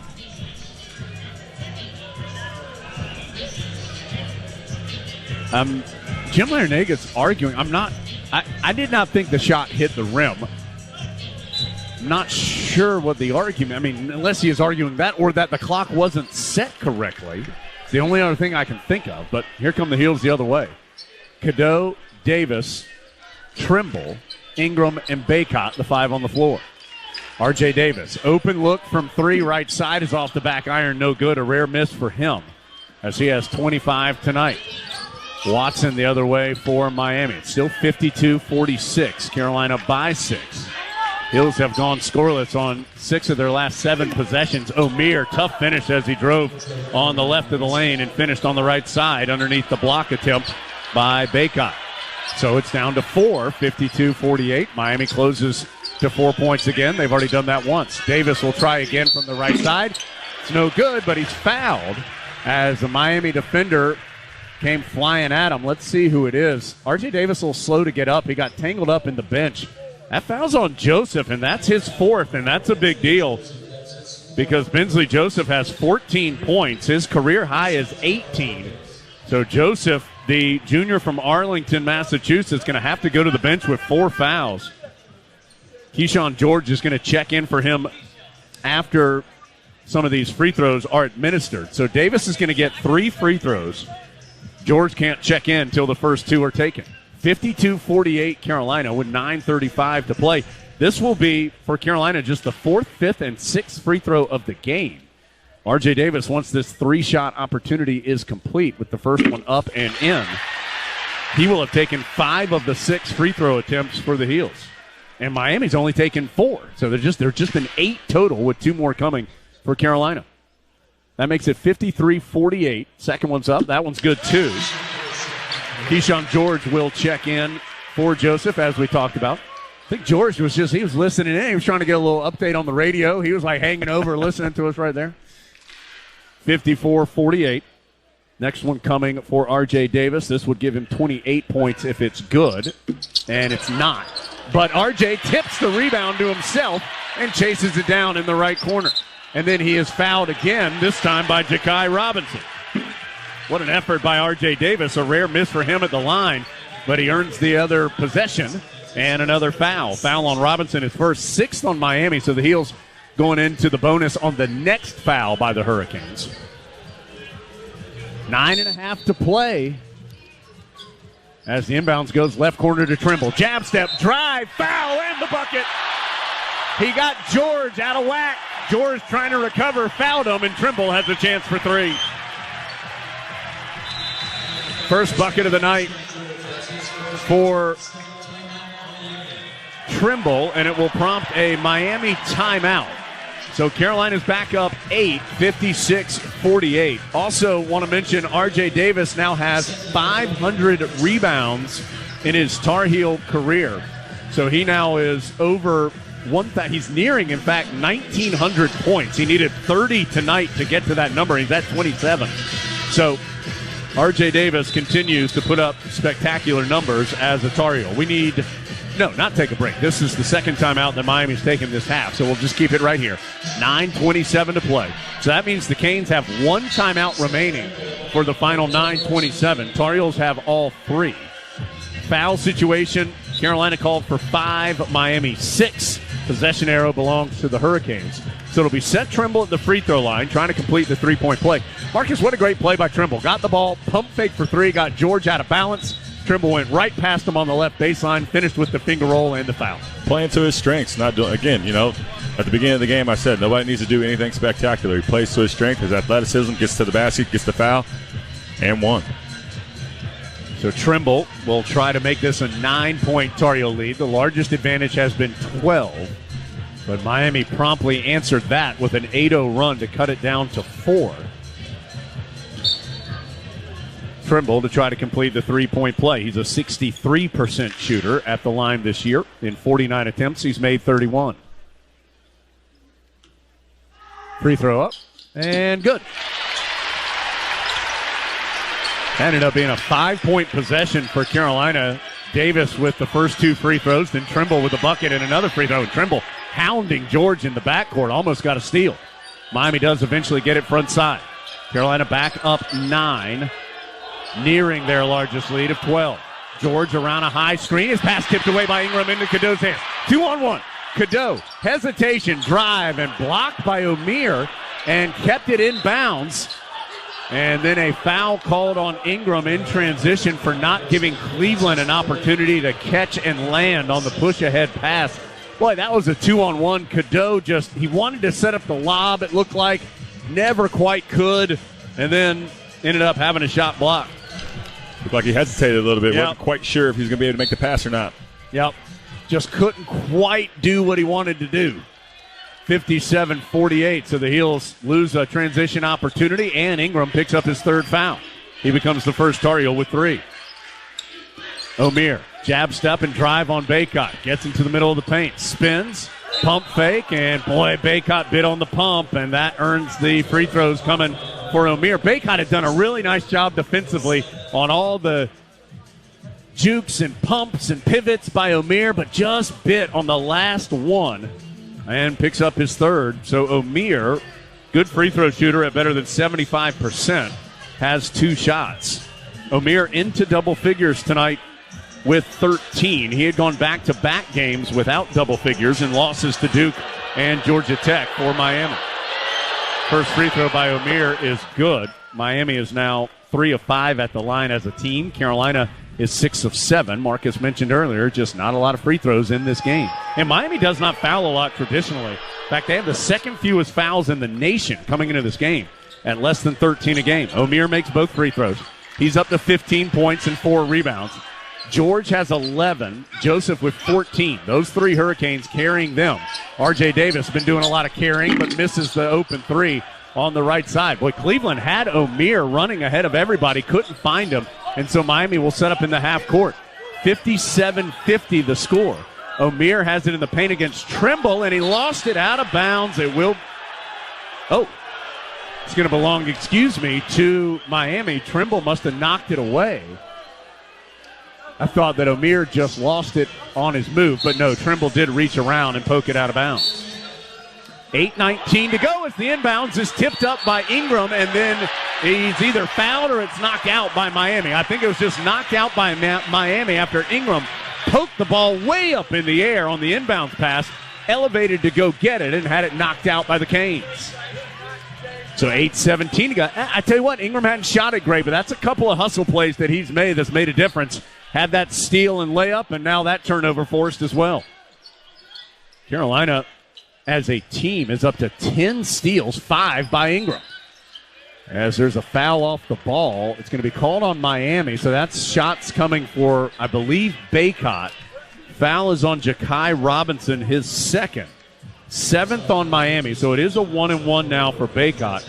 This will be his first attempt at the line. Baycott has only taken 4 shots in this game. If you mix in the other main post player for the Heels, Washington, he hasn't taken any. So that's just 4 post opportunities as far as shots taken by the 2 main Tar Heel big guys. This is a 1-and-1 here for Baycott, and knocks in the free throw. That makes it 58-50 with 8:06 to go. Jim Larinaga telling Keyshawn George to be ready for the tip, something Tar Heels done really well for years off of missed free throws. And they try to do it as Ingram tried to tip the miss, but then it was knocked out. Oh, boy. Pat Driscoll says, bye, Carolina. I thought, love to get another look at that. Ingram tipped it first. I thought it was clearly off a cane after that. Nope, it was Trimble who knocked it out. I apologize, Pat Driscoll. You had that one right. Great hustle again by Harrison Ingram. Continue to make winning plays, though. 58-50. Carolina by 8. Miami with the basketball. Christian Watson on the right wing, who's back in for the Canes. Dribbles to the right elbow. Sends it out to O'Meara. Washington came in for Baycott, by the way, during that sequence as an open 3 is missed by Miami's Watson. Long rebound to Trimble. Trimble trying to hit the gas the other way and lost the ball, but it was tipped out by George. So it will belong to Carolina. 7:39 to go. Carolina just grinding its way through this game, leading 58-50. Just have not been able to get a long stretch of real high-quality play, which has allowed Miami to hang around. 7:39 to go. Heels 58, Canes 50 from Learfield. Tar Heels 58, Miami 50. Carolina will have the ball. 7:39 to go in the ball game. Tonight's broadcast presented in part by Allen Tate Realtors. Whether you're buying, selling, relocating, or seeking financing or insurance, Allen Tate can help. Allen Tate Realtors, the #1 realtor in the Carolinas with more than 70 local offices and a proud partner of Carolina Athletics. And basketball camps are back. Young men who will be in 6th or 7th grade during the 24-25 school year can apply for a scholarship through their local electric cooperative to attend the UNC basketball school this June. Apply online at ncelectriccooperatives.com/sports camps. North Carolina's electric cooperatives, building a brighter future for people and communities across the Tar Heel state. The most steals Carolina's had in a game this year is 13. That was against Syracuse in the home game against the Orange. Tar Heels have 10 tonight, and they have forced a fair amount of turnovers, 13 of them from Miami, but just haven't been able to consistently turn those into points. They have 13 points off the 13 turnovers, and Marcus, it does feel like the Heels have missed some chances in transition after getting turnovers. We missed a lot of chances in transition and just in the half-court play at the basket. Just, again, does not feel like North Carolina's in a great rhythm offensively. I've had some great shots made by R.J. Davis and some great plays by Harrison Ingram, but the continuity out there really doesn't seem to be there. Davis, Trimble, Ryan back in, Ingram, and Washington. The 5 players on the floor. Tar Heels will inbound it out to Davis, and he'll go to the center jump circle. Trying to get a screen from Washington. Hard hedge by O'Meara, so Davis can't do much with it. Oh, my gosh, a long jump. Oh, holy cow. A jump back 3 from about Brevard on the state logo. R.J. Davis doing R.J. Davis things. Goodness gracious. That's 30 for Davis. Holy cow. That is the 3rd time this year, 4th time in his career he's had more than 30. And he plays good defense, forces a miss by Cleveland, but Cleveland gets the offensive rebound. Out to O'Meara, air ball on the 3, may have tipped the front iron. Doesn't matter, R.J. Davis picks up the loose ball rebound. Under 7 to go, 61-50. That was one of the deeper threes we've seen this season, and it was just R.J. Davis. He's going to try again. That looks good. It is good. 33 for Davis. Watch out. ACC Player of the Year coming through.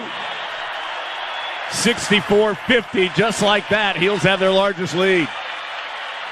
Cleveland over to Joseph. Jab step against Ingram. Pump fake. Tries to kick it to O'Meara. Does so. O'Meara spinning into the paint. Goes up. And he's going to have a chance for the three-point play. I think Washington fouled him. First foul on Washington. And O'Meara will have a chance for the three-point play. So R.J. Davis in his career is the second most points he's had in a game. He had 30 against Baylor in the NCAA tournament in that terrific run in 2022. He had 30 earlier this year against Arkansas and a career-high 36 against Wake. He's at 33 with 6:26 to play. Free throw missed by O'Meara, so it's just a two-point possession for them. 64-52 Carolina with 6:20 to go. Washington came out and Baycott back in during that free throw.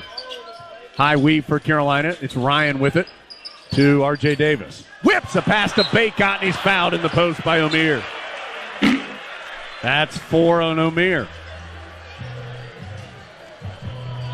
R.J. Davis now with 5 made threes today. It's the 8th time in his career he's done that. The most threes the Tar Heels made this season was Ryan with 6 on Saturday against Virginia. 2 shots this time for Baycott. He went 1 of 2 a moment ago in a 1-and-1 opportunity. 64-52 with 6:10 to play. First free throw. No good. Baycott came into this game 13th best free throw shooter in the league, better than 80% in 24 of his last 28. But he is 1 of 3 with 2 straight misses. He'll get the back half, though. And, boy, that was way off the back left portion of the rim. So Baycott has been very good at the line this year, just 1 of 4, and it's an empty possession for Carolina. O'Meara drives in, almost stripped by Ryan digging down, but O'Meara able to keep it. Out to Bensley Joseph. Whips it down low and off the glass for 2. I believe it was Watson cutting in. He did. It was Watson who called it and scored. So Carolina got the lead to 14, and Miami scored 4 straight to get it back to 10. See if the Heels can stretch this out. R.J. Davis against Cleveland. Whips it over to Trimble, well out on the left sideline. Looking in the paint. And his pass, just out of bounds. I thought it had been tipped. It was so off the mark. I thought it had been knocked out by Miami, but it was just a very poor angle pass. And that'll turn it over. That's the 9th turnover for Carolina. Joseph, big 3 on the way. That's good. And so Miami right back in it. They're within 7 on a 7-0 run. Heels got it to 14, but couldn't close the door. Joseph with 17, one off his career high. R.J. Davis, who's been about all the offense tonight for Carolina, at least all the consistent offense, crosses the court, right side to Ingram. Ingram tries on the right side. It's short, but rebound to Baycott. He'll hold it and now dribble out to reset. Flips it to R.J. Davis. Pump fake for three. Now he'll take it. Count it! Count it, baby! 36 for Davis. He is single-handedly keeping Carolina with a sizable advantage. 67-57. He's matched his career high. 4:35 to play. George, long jumper, no good. Baycott with the board. He'll hand off to R.J. Davis. Watch out, that ball might melt. Davis has not only tied his career high in points, but also in three-pointers.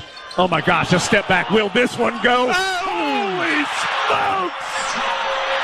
39 for R.J. Davis. It's like an and-one mix tour out here. Miami will try and answer from the corner. Can't do it. George rips down the rebound, and the Hurricanes will reset. 3:55 to go. 70-57. Chance of RJ in the Smith Center. O'Meara at the free throw line. Ducks his head. And a foul's going to be called on Baycott. That is his fourth. So O'Meara, with that foul being number 9 on Carolina, will have a 1-and-1 when we come back. 70-57. R.J. Davis has 39 points. Heels by 13 from Learfield.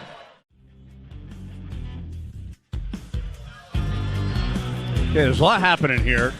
Tar Heels lead at 70-57. R.J. Davis putting on his historic performance. He is 14 of 20. 7 of 10 from 3, 4 of 5 from the free throw line. He has 39 points. The last Tar Heel to score 40 in a game was Harrison Barnes. That was against Clemson in a big comeback in the 2011 ACC tournament in Greensboro. The last Tar Heel to score 40 in this building was Hansbrough. He did that against Georgia Tech his freshman year. The last Tar Heel to have 43 points in a game, and I'll tell you why that number is significant in a second, was Charles Scott in January of 1970. And only once in Carolina history has a player scored more than 43 points. That was the school record, Bobby Lewis, of 49. That came against Florida State on December 16th, 1965. Now, still a long way from there, but R.J. Davis has 39 points with 3:48 to go. That's all the fun stuff. Carolina, and we were too, celebrating so much on R.J. Davis. Miami got an open three that it missed, but then got the offensive rebound and earns free throws by O'Meara. So this game is not over. 70-57 with 3:48 to go, and the foul was on Baycott, his fourth. So now you have Baycott with 4, Ingram with 3, O'Meara has 4, and Joseph has 4 for Miami. This is a 1-and-1, which O'Meara makes the first, so he'll get the back half. So we are in the final 4 minutes here, 3:48 to go. Miami has 1 timeout, Carolina 3. Fouls, 8 on Miami, 9 on Carolina, and the possession arrow belongs to Miami. O'Meara's second free throw is good as well, so he makes them both. He will check out because he has 4 fouls, so maybe a little offense for defense substitution here for Miami as it's 70-59. Carolina on top, and now the Hurricanes trying to deny the ball in the backcourt to Davis, but they can't do it, and then they run up his back and foul him. And that is going to be the 9th foul on Miami. Oh, excuse me, that is the 10th foul. I had missed a foul on Miami. That's a big deal. So it's 2 shots for Davis, not a 1-and-1. The foul was on Ja'Kai Robinson, his third. So R.J. Davis can get to 40 points if he makes one of these free throws. 3:45 to go, 70-59. 40 points for R.J. Davis. The first Tar Heel to do it since Harrison Barnes in 2011 in Greensboro against Clemson. The first Tar Heel to do it in this building since Hansbrough against Georgia Tech in 2008. And Davis can get to 41 with this second free throw. It's good. 72-59, an all-time performance from Davis, and he's not done. 3:45 to play. 13-point Tar Heel lead. Carolina still work to do. Joseph almost carried as Carolina was blocking a dribble handoff that he wanted to make. Hesitation out to Omier. Guarded three. Good. Omier hits another. That is his fourth three of the game. Omier's up to 22 himself. Cadeau in the backcourt. He's got to get it front side. Just does on the pass. Oh, no, that's a 10-second violation. As a double team came at Cadeau, he backed up before the timeline and then tried to pass it front court but didn't do it in time.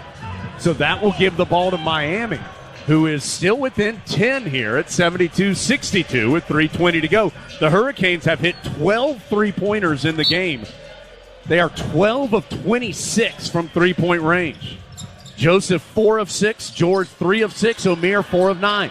Joseph will try one. That's good. It's a career high for Joseph. And Carolina's up 7. Heel's got to get it front court. Ingram is going to get called for a travel in the backcourt with 3:06 to play. Miami on a 6-0 run. They've made 13 three-pointers. Trimble will come in for Cadeau. So now Joseph a career-high 20. Omier has 22. R.J. Davis has 41, but it's just a 7-point game.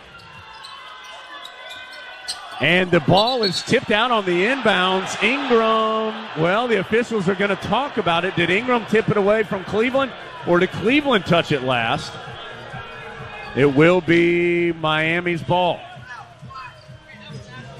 Marcus, more problematic for Carolina is the back-to-back turnovers against the light Miami pressure in the backcourt. Well, it's the back-to-back turnovers and, again, just not closing out with any sense of urgency to guys that have made multiple threes in this basketball game. As there's got to be something there. The inbound to Joseph, and he just hopped on 1 foot, and eventually it is going to be out of bounds. R.J. Davis, who's wearing his Superman cape, bothered the inbounds and forced the turnover. It's been a wild game in the Smith Center, and there's still 3:04 to go. Trimble will be the inbounder. Gets it to Ryan in the backcourt. Now to R.J. Davis. Davis still in the backcourt. And gets it ahead to Trimble. It was not an easy-to-catch pass. Trimble holding it out near the center jump circle. Wanted to give it to Davis. Miami denying him. Finally, Carolina gets it to him. Boy, Ja'Kai Robinson hit Davis in the head, swiping at the ball. No call. Davis going to go one-on-one. And RJ slips and falls. Off his backside, gets the pass to Baycott. He was about to dunk it, but Carolina's granted a timeout because Cormac Ryan, which in the normal case would have been the right call, was calling timeout with R.J. Davis on his backside after just losing his footing. But somehow Davis had found Baycott. He was about to throw it down, but instead it will be a timeout. 2:39 to go. All right, let's reset best we can here. Tar Heels have 2 timeouts. Miami 1. Hurricanes have been called for 10 fouls. Carolina 9, so both teams in the double bonus. Possession arrow belongs to Miami. So, Marcus, I mean, it's a 7-point game here. Carolina's got to play good basketball here the last 2:39. I mean, you just said it a couple minutes ago. You know, I think but 4 minutes ago, this game is not over by any stretch. North Carolina's got to do a better job defending, taking care of the basketball on the offensive end, getting good shots, and just making the right play, staying poised late in the game. 72-65. Just 5 on the shot clock for Carolina. Davis gets it in to Ryan. Right back to R.J. Davis. Around a screen. Splits a double team to the cup. It's off the back iron. Once, twice. No. Ingram battles for the rebound. Trimble can't quite save it in the Carolina bench area. Good effort by Ingram and Trimble, but they couldn't secure the possession. 2:30 to go. Just the 7th miss for R.J. Davis on 14. Makes 7 misses, so 14 of 21. 7 of 10 from 3. Inbounds to Bensley Joseph. He'll bounce it on the right sideline to George. Miami works it around the perimeter, ends up to Joseph. He's made 5 threes and has a career-high 20. Forces up a shot, no good. And Baycott in traffic, had the rebound, tipped out of his hands, but right to R.J. Davis. Carolina gets a much-needed stop. Davis going to dribble near the timeline. Heels still up 7, 72-65, but they just haven't been able to close the door. This guy's been trying. R.J. Davis with 41. Shot clock down to 8. Davis in the center jump circle. Miami blitzes him. He has to pick it up. Bounces to Ryan, tipped away by Joseph, but he was on the sideline as he dove for the loose ball. Just 3.9 to go. Carolina, see what they do. R.J. Davis is setting up in the backcourt. The inbound will be Ryan on the left sideline with just 3.9 to go. Ryan floats it to Baycott, bounces to Davis. Catch and shoot three is off the mark. And rebound to Miami. Joseph the other way, still a 7-point game. They get it in the post to Cleveland. Turns and can't finish. But once the officials saw the shot was missed, they called a foul on R.J. Davis. His second, and it will be 2 shots for Cleveland. Cadeau going to check back in. This is still a 6-0 Miami run after Carolina had gotten the lead to 13. And Cleveland can add to it. We need to break 10-second station ID. Cleveland will have 2 shots. We'll take the ID break after the first free throw. 1:40 to play. Free throw's good. We'll take that 10-second break. Heels now up 6. Down the lines on the Tar Heel Sports Network.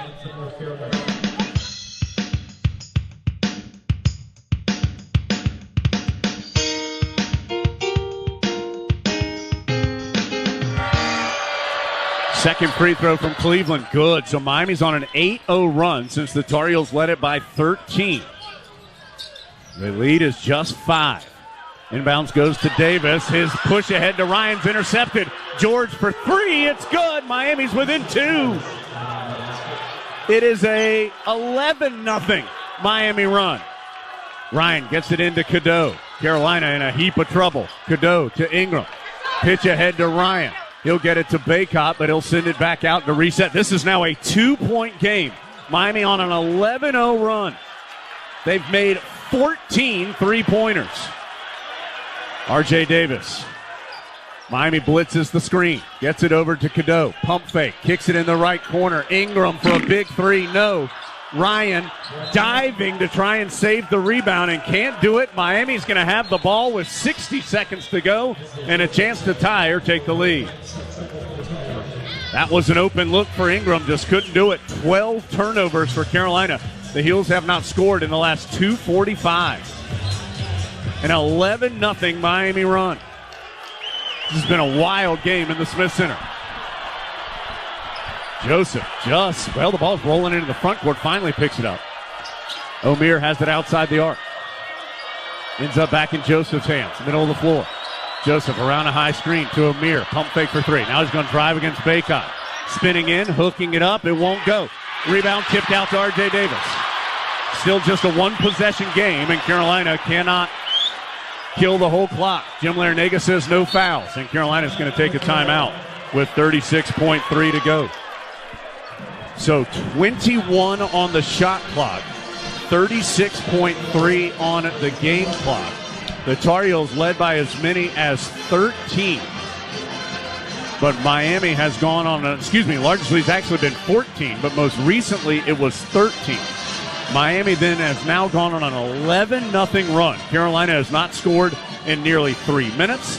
The Tar Heels have turned it over 3 times in that sequence, and at least 2 of those 3, I think all 3 of them turned into threes for Miami, which has brought the Canes back in it.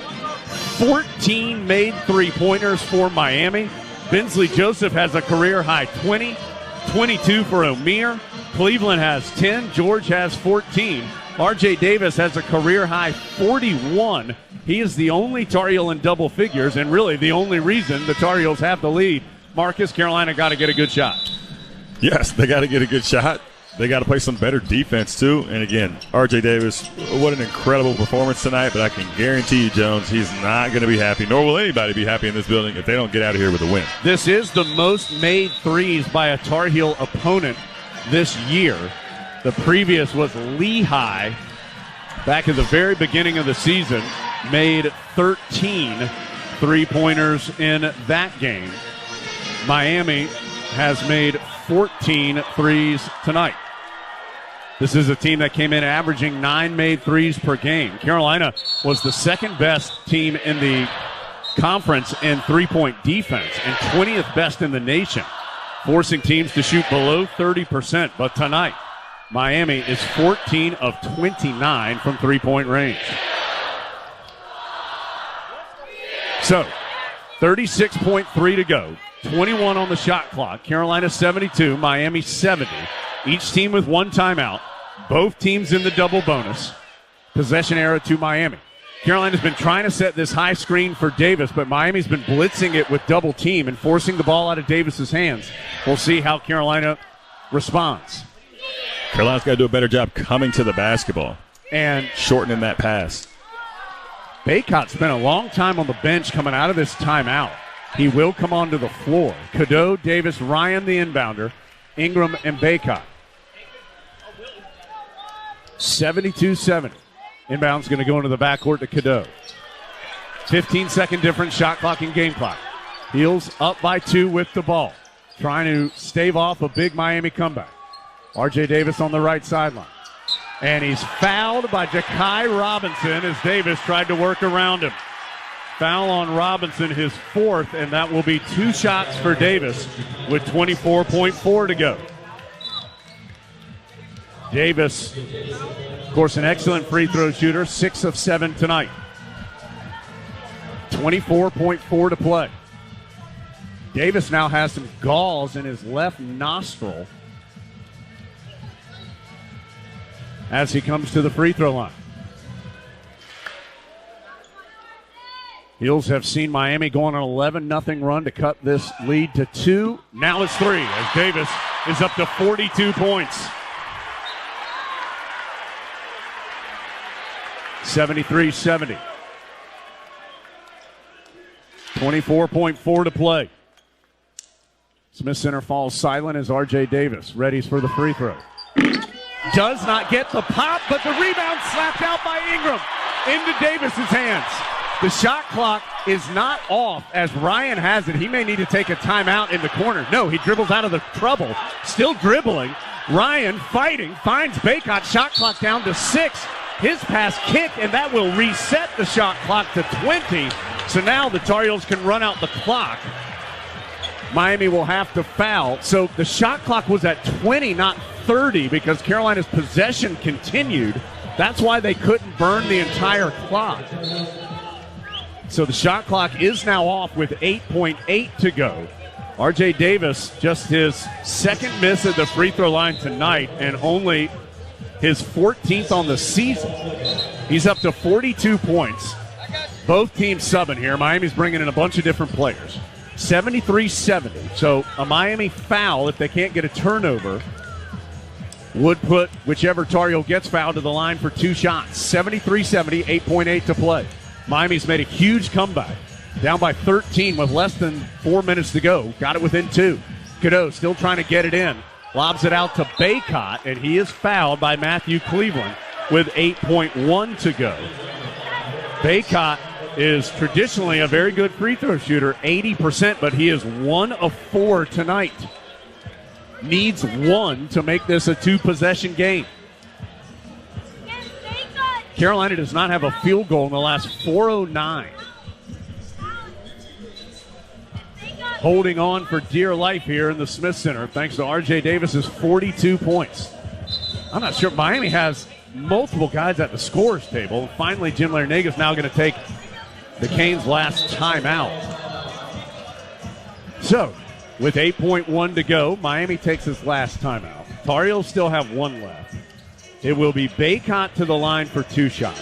And Marcus, we've said it a couple times. We talked about Jim Larinaga alerting his team about that tip out on a missed free throw.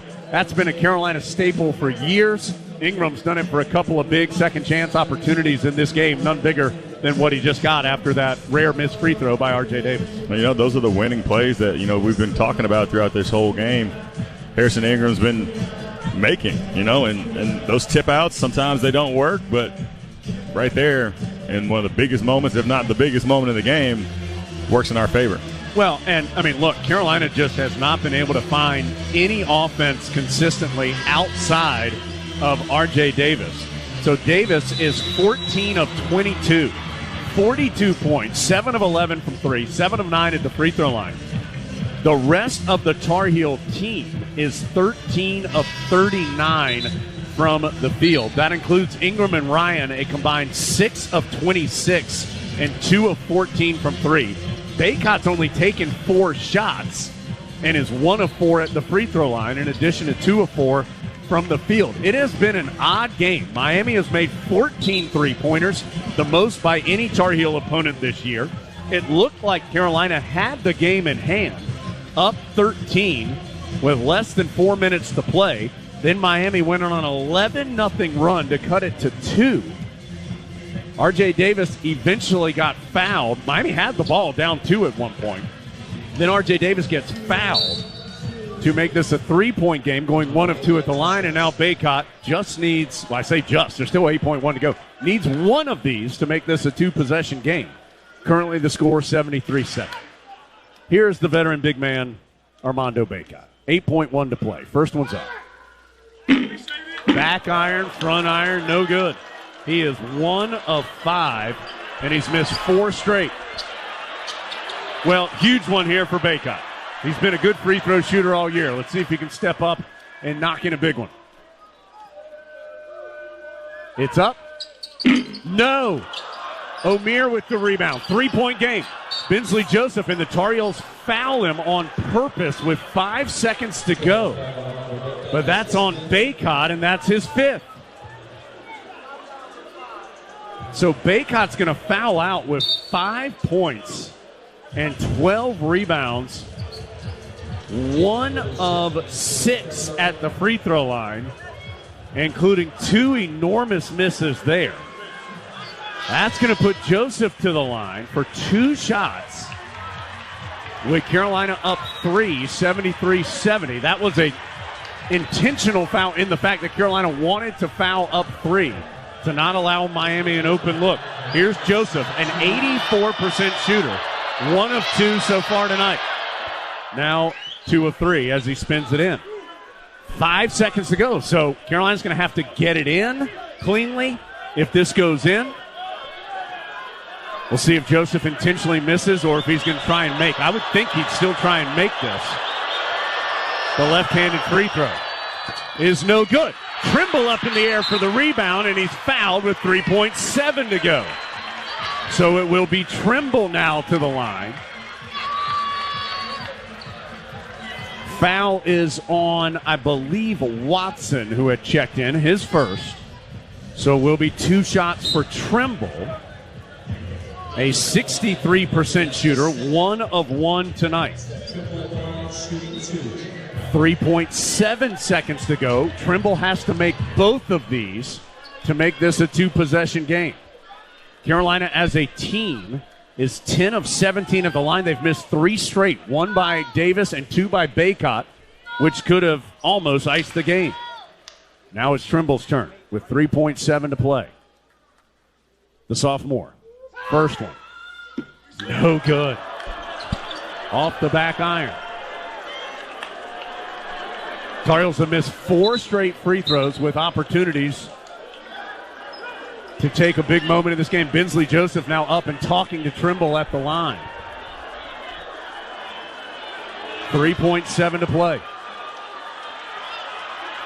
See if Trimble can knock this in to make it a 3-point game. Tar Heels have missed 4 straight at the line. 1 by Davis, 2 by Baycott, 1 by Trimble. This one is up. No good. Withers with the rebound, and he's fouled. Omier fouls him with 2.6 to go. Well, it'll be Withers' turn to try and do it at the line. I'd love for somebody to make some free throws here. Omier has fouled out. 4th time in this year that he has fouled out. He does so with 22 points and 2.6 seconds to play. Baycott, by the way, when he fouled out, it was for the 2nd time this year. So that is 5 straight free throws missed by Carolina. 1 by Davis, 2 by Baycott, 2 by Trimble.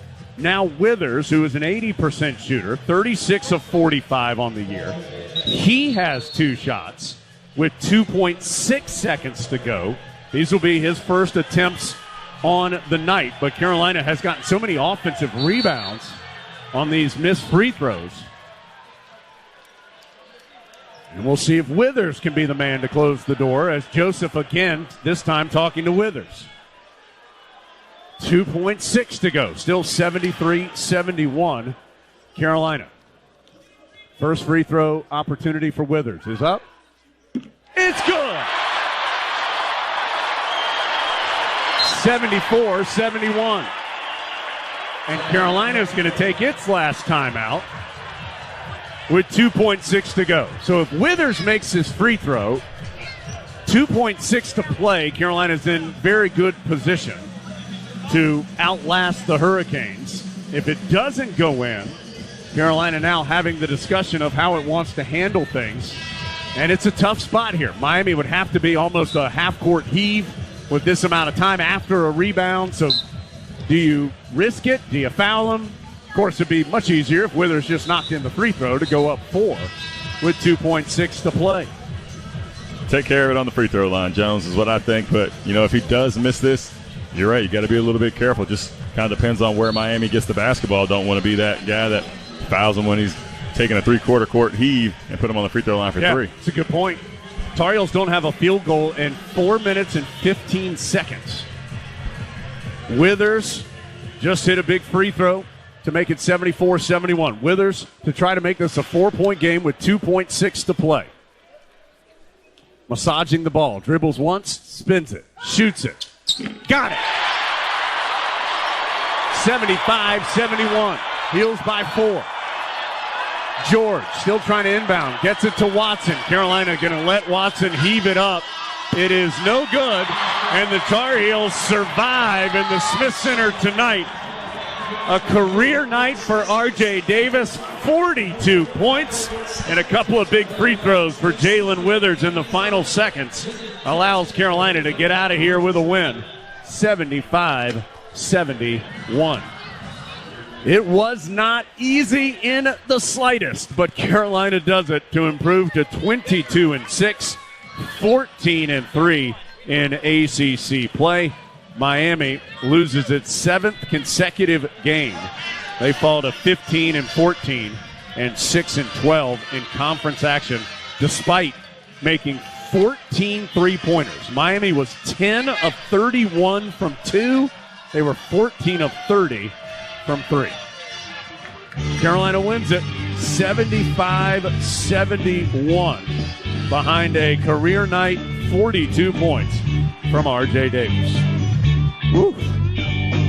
Coach postgame report coming up after this. We'll talk to Coach Davis and more. Tar Heels win it from Learfield.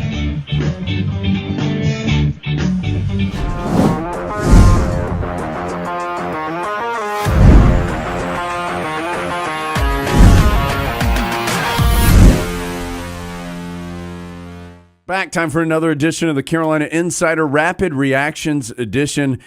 After just a wild game in the Smith Center on Monday night, Tar Heels win it 75-71. And our Rapid Reactions podcast is brought to you by our good friends at Modelo, an official beer of the Tar Heels. And Jones, Adam here with you. Adam, there's so many parts to this game. But you can't start anywhere else other than R.J. Davis. 42 points.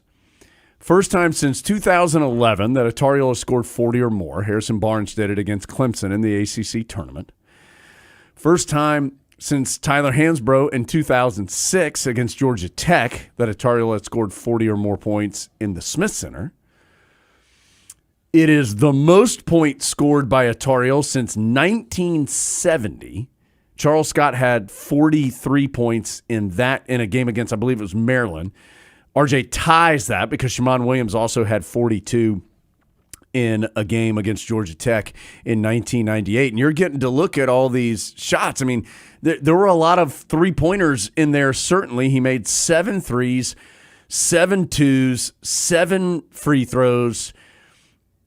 And, Adam, all of that is awesome. And RJ Davis was awesome. All-time performance. I'm still talking just so you can watch all of these threes because they were incredible. But here's the thing, Adam, the concerning thing. The Tar Heels needed all 42 of those points to win this game. So we can get there in a second. What a performance by R.J. Davis. Just one of the best offensive performances I've ever seen from any Tar Heel. Yes. It wasn't, especially because it wasn't like he just got hot from 3 and made 12 or something. The way he did it from 3 and 2 and getting to the free throw line just shows you how far he's come, all the work he's put in. He reminded me of one of those UConn guards, like a Kemba Walker or something. Yeah. Who just going to put the whole team on his back and go win it. Which he did. And you'll hear Hubert Davis say that exact thing.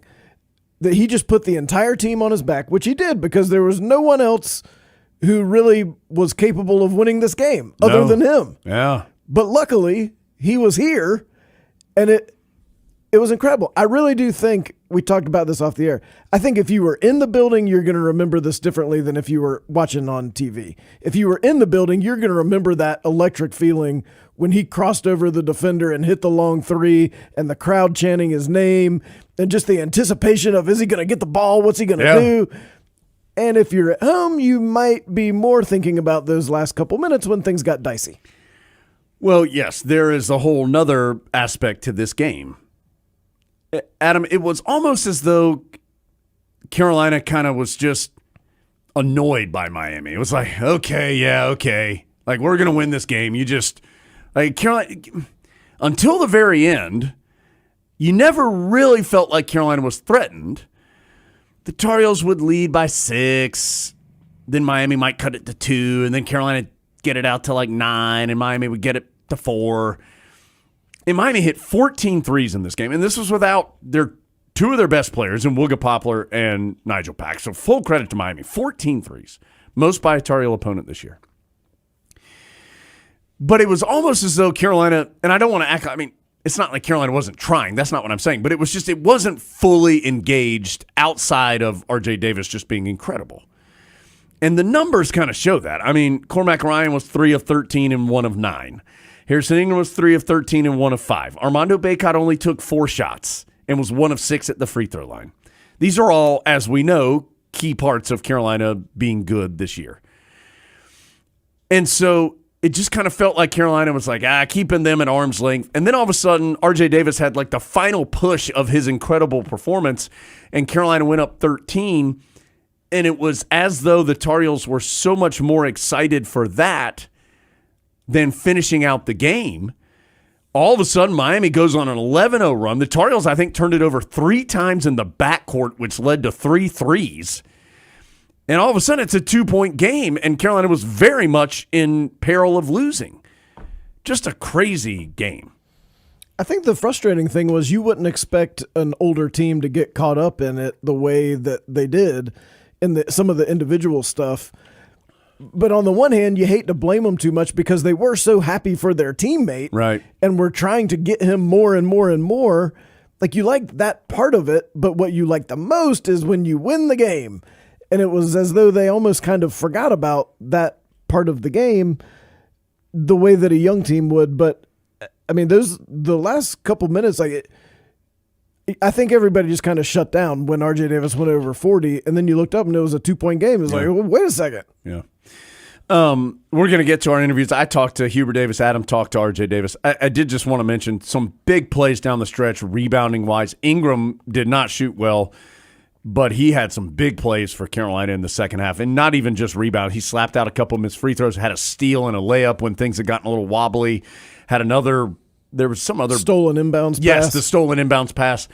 He did a lot of things to help Carolina win, and I thought Jalen Withers was a big part of this win for Carolina. Not only did he, after Carolina had missed 5 straight free throws with a chance to ice the game in the final seconds, Withers finally was the one who stepped to the line and made 2 free throws to, for all intents and purposes, in the game. I thought those guys, again, Ingram didn't shoot well, but he did things to help Carolina win, and I thought that was one of Withers' 11 and a half minutes, and he was impactful. And he was important in the first half. Yeah. On the glass, just energy, blocked a shot. He was drawing fouls even when he wasn't scoring. Yeah. So that version of Jalen Withers is a difference maker for Carolina. Okay, let's get to Coach Davis, then RJ Davis, and we'll come back and wrap it up. Tar Heels win at 75-71 behind one of the best individual performances in the last several decades for Carolina basketball, 42 from RJ Davis. Let's check out the interviews here on the Carolina Insider. Here with Coach Davis after Carolina holds on 75-71 against Miami in the Smith Center. Coach, a lot to talk about after this game. A lot happened in this game. Let's start with it seems like you're not real happy, even though the Tar Heels get out of here with a win. Your thoughts? I'm looking forward to tomorrow's off, and I'm looking forward to watching the entire game on Wednesday with the team to start practice.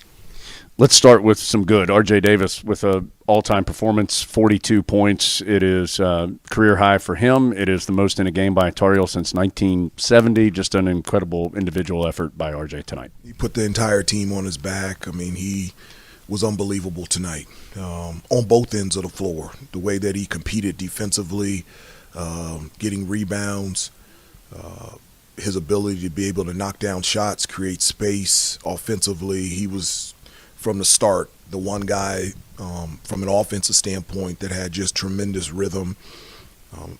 I told him after the game, I've seen a number of games, obviously, here in the NBA. There's very few times I've seen a performance like that. I'm really happy for RJ and on the national stage for people to see not only what an awesome game that he had, but yes, he hadn't scored 42 points, but this has been RJ all year. What an unbelievable, unprecedented year that RJ has had. And so I'm glad that a lot of people were able to see that. You've talked about the importance of rebounding all season. Yep. Just the little things. And I told the guys in the locker room, it's not going to show up on Instagram. It's not going to be on their story, and it's not going to be on ESPN. But the little things that make big things happen, like Jay Witt knocking down those 2 free throws, Jay Witt and Harrison keeping the ball alive, offensive rebound off of free throws. Told him there's a championship banner in 2017, not just because the team won against Gonzaga, is because the team got it done in the semifinals against Oregon and got 2 offensive rebounds, did the little things off of 2 free throws. So I told him that it's not going to be on SportsCenter, and it's probably not going to be mentioned in the paper, but those plays that they made, the little details, were just as important as RJ's 42. Seems like you're pretty hot. I'm guessing you did not enjoy the way your team closed those last couple of minutes. No, not just the close, just what's at stake here. One of the things that I always say is your job or responsibility is 2 things. It's always 1, to show up, and 2, give your best. And we get back home where somebody told me a stat that we had 7 home games in 80-something days, and now we get 3 home games in 9 days, and having an opportunity to play in front of this crowd. The fans were amazing. The students were amazing. They helped us on every possession the entire game, and to be at home, and you have to give credit to Miami. I know that they were down 2 starters, but Miami is one of the better teams in the country. They went to the Final Four last year. They've got NBA players on their team, and they played a terrific game. And the problems that we had were in large part because of them, by their talent and the way that they played. So, Miami is a great basketball team.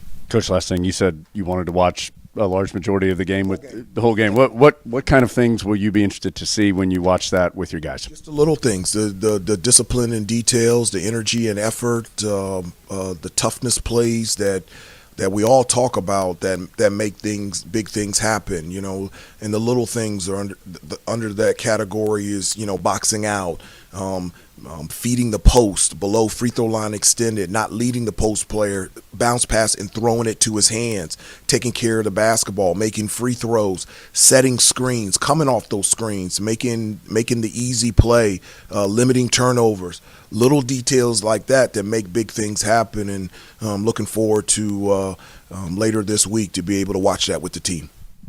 Carolina survives Miami tonight, guys. 42 points for RJ Davis, and Carolina wins at 75-71. Coach, thank you for your time as always. Thank you, Jones. I appreciate it. That's Hubert Davis, guys. Continental Tire, Coach's Corner. This is way better than getting your jersey on. Being the first one to do really? this. Okay, let's go ahead and roll this. I don't even know what play this is. We're just going to roll some highlights from RJ. Okay, Are you taking what's happening here? So I don't this even might be know. the first play of the game. I'm seeing Mondo coming down. I see have Keyshawn George kind of just fall back. So just Okay, do you even see somebody like Keyshawn George is 6'8"? Yeah. Did you even see him when you're taking that shot? no. If I get like a little bit of separation, I can knock it down. Okay. All right, here we go. This one's a little more in transition. Yep. It's a good looking radio announcer behind you, by the way. I just saw him on the. So this one I pause with Matthew Cleveland. I see that I got What kind are of you hezzy. looking at right there? Because you're not looking at the basket. I'm kind of just looking at him. So I see him relax. So as I go between the legs, I think I do in between is a crossover. So I kind of step back a little bit, crossover, hezzy, he relaxed. That's a quick first step, blow by. Adam, crossover Hesley, is that what you were doing in the driveway too? Yeah, to like a 6-year-old. All right, let's see. Don't know where we are. We'll find out. Let's find out. All right, just got the ball out in the middle of the floor. Oh, okay. Yep. So I see number one jump to the side, and I was able to reject the screen and get a floater. Yeah, okay. So, and again, if you're listening on the audio portion only, I know you're not watching these plays with us. But so Armando Baycott came to set a high school. How do you decide what to do here? Like, I mean, I assume you have the choice of what you want to do at this point. Yeah, I mean, I just go based off like natural instinct. So I know Mondo does a great job of like setting the screen, and Miami does a good job of like hedging screens. So once I saw number one jump to the high side, I was able to kind of just make a crossover and get to the opposite side where it was empty and knock down a floater. Okay, that little floater has been a shot that you've really worked on, and it seems like has become a big part of your game. That's not an easy shot. It's not, and like I will give a little quick backstory. Like I really started a floater because like Derrick Rose was my favorite player when I was little, and all he did was floaters. So when I was little, all I did was practice floaters, and now I'm in college and I'm kind of a smaller guy, so I know I have to like get a floater in over the big guys. So I've been practicing. It's been effective. Yeah. All right, let's go back. This is I'm enjoying this. All right, what we got here? Oh, this is just RJ just taking it to the hoop. Yeah. Over a 6'8" guy. Yeah. So how do you not get that put back in your face? Because I know, I mean, they have length. These guys are 6'7", 6'8", so I know I had to I kind of got this like a little high off the glass just so he was able to block it. That's a nice little play by Harrison, kind of subtly being in the way. Harrison got a nice little screen. Yeah, that's above the wind or above the square there. Yeah. Okay, by this point in the game, do you know that you're hot? Yeah. I was like, okay, I feel good. All right, so this is a good one. You're running off ball here, or just down on the baseline. All right, take us through it. So right here is a double screen from Jay Witt and Mondo, and I have the guy trailing behind me, so I'm able to curl. And Coach Davis always talk about RJ, like a good shot for you would be like that curl for staggers. So I curled right into the basket and then finished a left hand over Omir. That was a good screen by Jay Witt down. The dude was in trouble at that point. All right, don't know where we are. Let's find out. This play right here, I think I hit Elliott and then hit right back. And then Mondo did a good job of screening. The guy kind of fell down, was able to knock down that three. Yeah. That's one of the most open looks you had in the entire game. Yeah, low key. All right, let's see. Here comes Elliott. What a nice pass.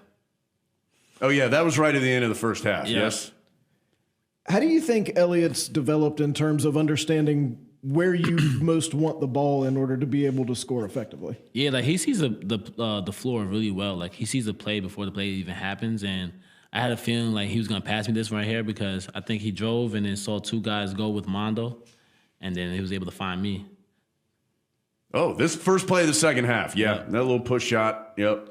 Was that called in halftime? Yeah, that was let's get the ball to RJ. That was like the first play of the game. Like we're gonna run this little down screen action. Were you disappointed that it was halftime because you were so hot in the first half? I mean, I'm serious. Like, and then great finish there. Harrison Ingram fired up on that one. Like, in all seriousness, like you were red hot at the end of the first half. Like, yeah. Is it hard to keep the rhythm when you get into half number two? Sometimes, because sometimes when you're hot like that and you go into the second half, a lot of teams try to slow you down. Sure. But I told myself, like, there's no way I can't. I gotta keep going. This ain't happening tonight. There's no way. All right, let's see. Okay. You're trapped between two 6'8" guys. Yeah. And he has great length. And this is a shot I practice all the time. Oof. A little tween step back. Like literally from that logo, I really practice that shot almost every day. I call that a jump back. That wasn't even a step back. That was as deep. I mean, that's as deep a three, like in the course of the action as we've seen all year. But yeah, I practiced that shot. So. And that move, so I knew that was good. Did you have that shot when you got here? No, not at all. So how many thousands of repetitions is that to be able to do that one time? A lot, like almost every day, like and just just in terms of like me doing that move, I know it seems like as simple, but just kind of getting your defender off guard and kind of just little separation. Like it took me like a lot of film, a lot of footwork, just to kind of just perfect that move. Okay, I think is this the last one? Is this the 3 from the sideline? I think. Is this for 39? I think. Maybe not. Maybe no. I think it's the next one. Yeah, it's the next one. Okay. That one, Amir came out, flew at you, knocked it in. I think we got one more here. Oh, no, it might be no. I think oh, wait, we still got more. Hold on, we still got a lot more to go. I think it might be right after this one. Okay, now that's come on now. Yeah. That was a tough shot. I was actually talking to Seth about that shot right after the game. Can we rewind this one? If you're watching with us on video, again, I know if you're listening to audio only. So this is later in the second half. RJ, I mean, you're like pinned on the sideline. Yeah, so Mondo gets the ball, passes to me like a little bit right above the 3-point line. I pump fake, get Joseph kind of flying by. That's a foul, by the way. Able to step back, and it looks like 3 defenders low key guarding me a little bit. Okay, how do you not and this is going to sound like such a stupid question. Mm-hmm. How do you not step out of bounds when you're it's tight over there? I don't know. In practice, I might have stepped out of bounds because in practice I do step out a lot, but I think I was just aware of just the court. We almost had a 3 goggle there from that guy. I just want to let he was more like a 3 train whistle that he was kind of excited about. He'll go on Saturday. He's supposed to do the 3. Okay, now is this the last one? Yeah. This is the one right here. This is just. I mean, come on now. How hard did you push him to create the space? I don't think that hard. It wasn't like a Michael Jordan push on Brian Russell. And he's kind of strong, so I'm not pushing him that hard. So I think it was just more about the footwork. Look, there we go. Oh, yeah. Rob's got the 3 goggles. Yeah, Rob got it. Oh, look, but even Shane's back there and happy. He's not going to stand up. He's not that happy, but he is happy. See, this is what I mean. Like the chemistry right here, just like the team's going crazy. I mean, these are my brothers right here. Look at Rob. Look at Rob and Dewey. It's like the smartest person at the University of North Carolina right there doing 3 goggles. Okay, in all honesty, RJ, that is one of the loudest, people were just losing their mind on that shot. And there were still 4 minutes left in the game. And as we've talked about, Miami was able to come back. But it just felt like pure pandemonium when this happened. Do you feel that? Nah, I really got goosebumps here. I think right before this play, when I hit that 3 over Benzie Joseph with the pump fake, and then what'd you say right there? I saw you looked at somebody and say something explicit. But I literally got goosebumps after I made this 3 right here because I'm going crazy right now. This is insane. This is as if you're at the park or in your backyard. I enjoyed the look of resignation on Matthew Cleveland's face when he realized he was off balance and that you had space. And you could see it from that angle, and he was like, oh, no. All right, look, all we need to have is dudes just go for 42 and then come in here and narrate the plays. That was good stuff. No, that was good. I love that. So, again, 75-71, the final score. And Adam kind of lost in, again, hard to explain how just weird this game was. A huge win for Carolina as far as the ACC is concerned. It guarantees a double bye in the ACC tournament. Carolina now a game and a half ahead of Duke. Blue Devils play at home against Louisville on Wednesday, so a likely win for Duke.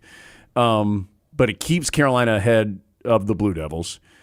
3 games now ahead of Virginia in 3rd place with 3 games to go, and you have the tiebreaker. Now Wake is kind of in that mix too, but basically, Carolina's put itself in great position to be either the number 1 or the number 2 seed in the ACC tournament, and a great position to win the ACC regular season title, which has been stated publicly, according to Hubert Davis, very important to him and his team. If you just win out at home, you've got a share of the regular season championship, which is a big deal. Hubert Davis sat right in here and said he's talked to the team about the importance of putting a banner up there, the importance of being remembered, and that's how you get remembered at Carolina. Tar Heels in great position to be able to do that. Next step in that journey comes Saturday at 4 o'clock. Carolina hosts NC State. Should be, what an atmosphere that's going to be. A Saturday afternoon, State in town.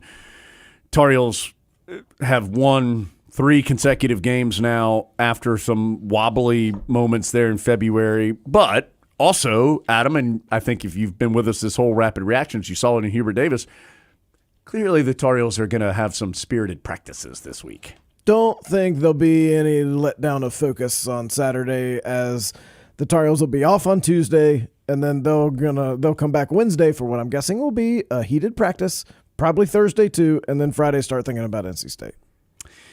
For tonight, 42 points from R.J. Davis, tied for the 10th most in Carolina history. And again, only Charles Scott has scored more points than that since Bob Lewis set the school record with 49 in 1966. Incredible that record has stood so long, and only Charles Scott has scored more than R.J. Davis in that time period since then. Shamon Williams scored 42 as well, so equal those two, but no one has done more since the school record was set.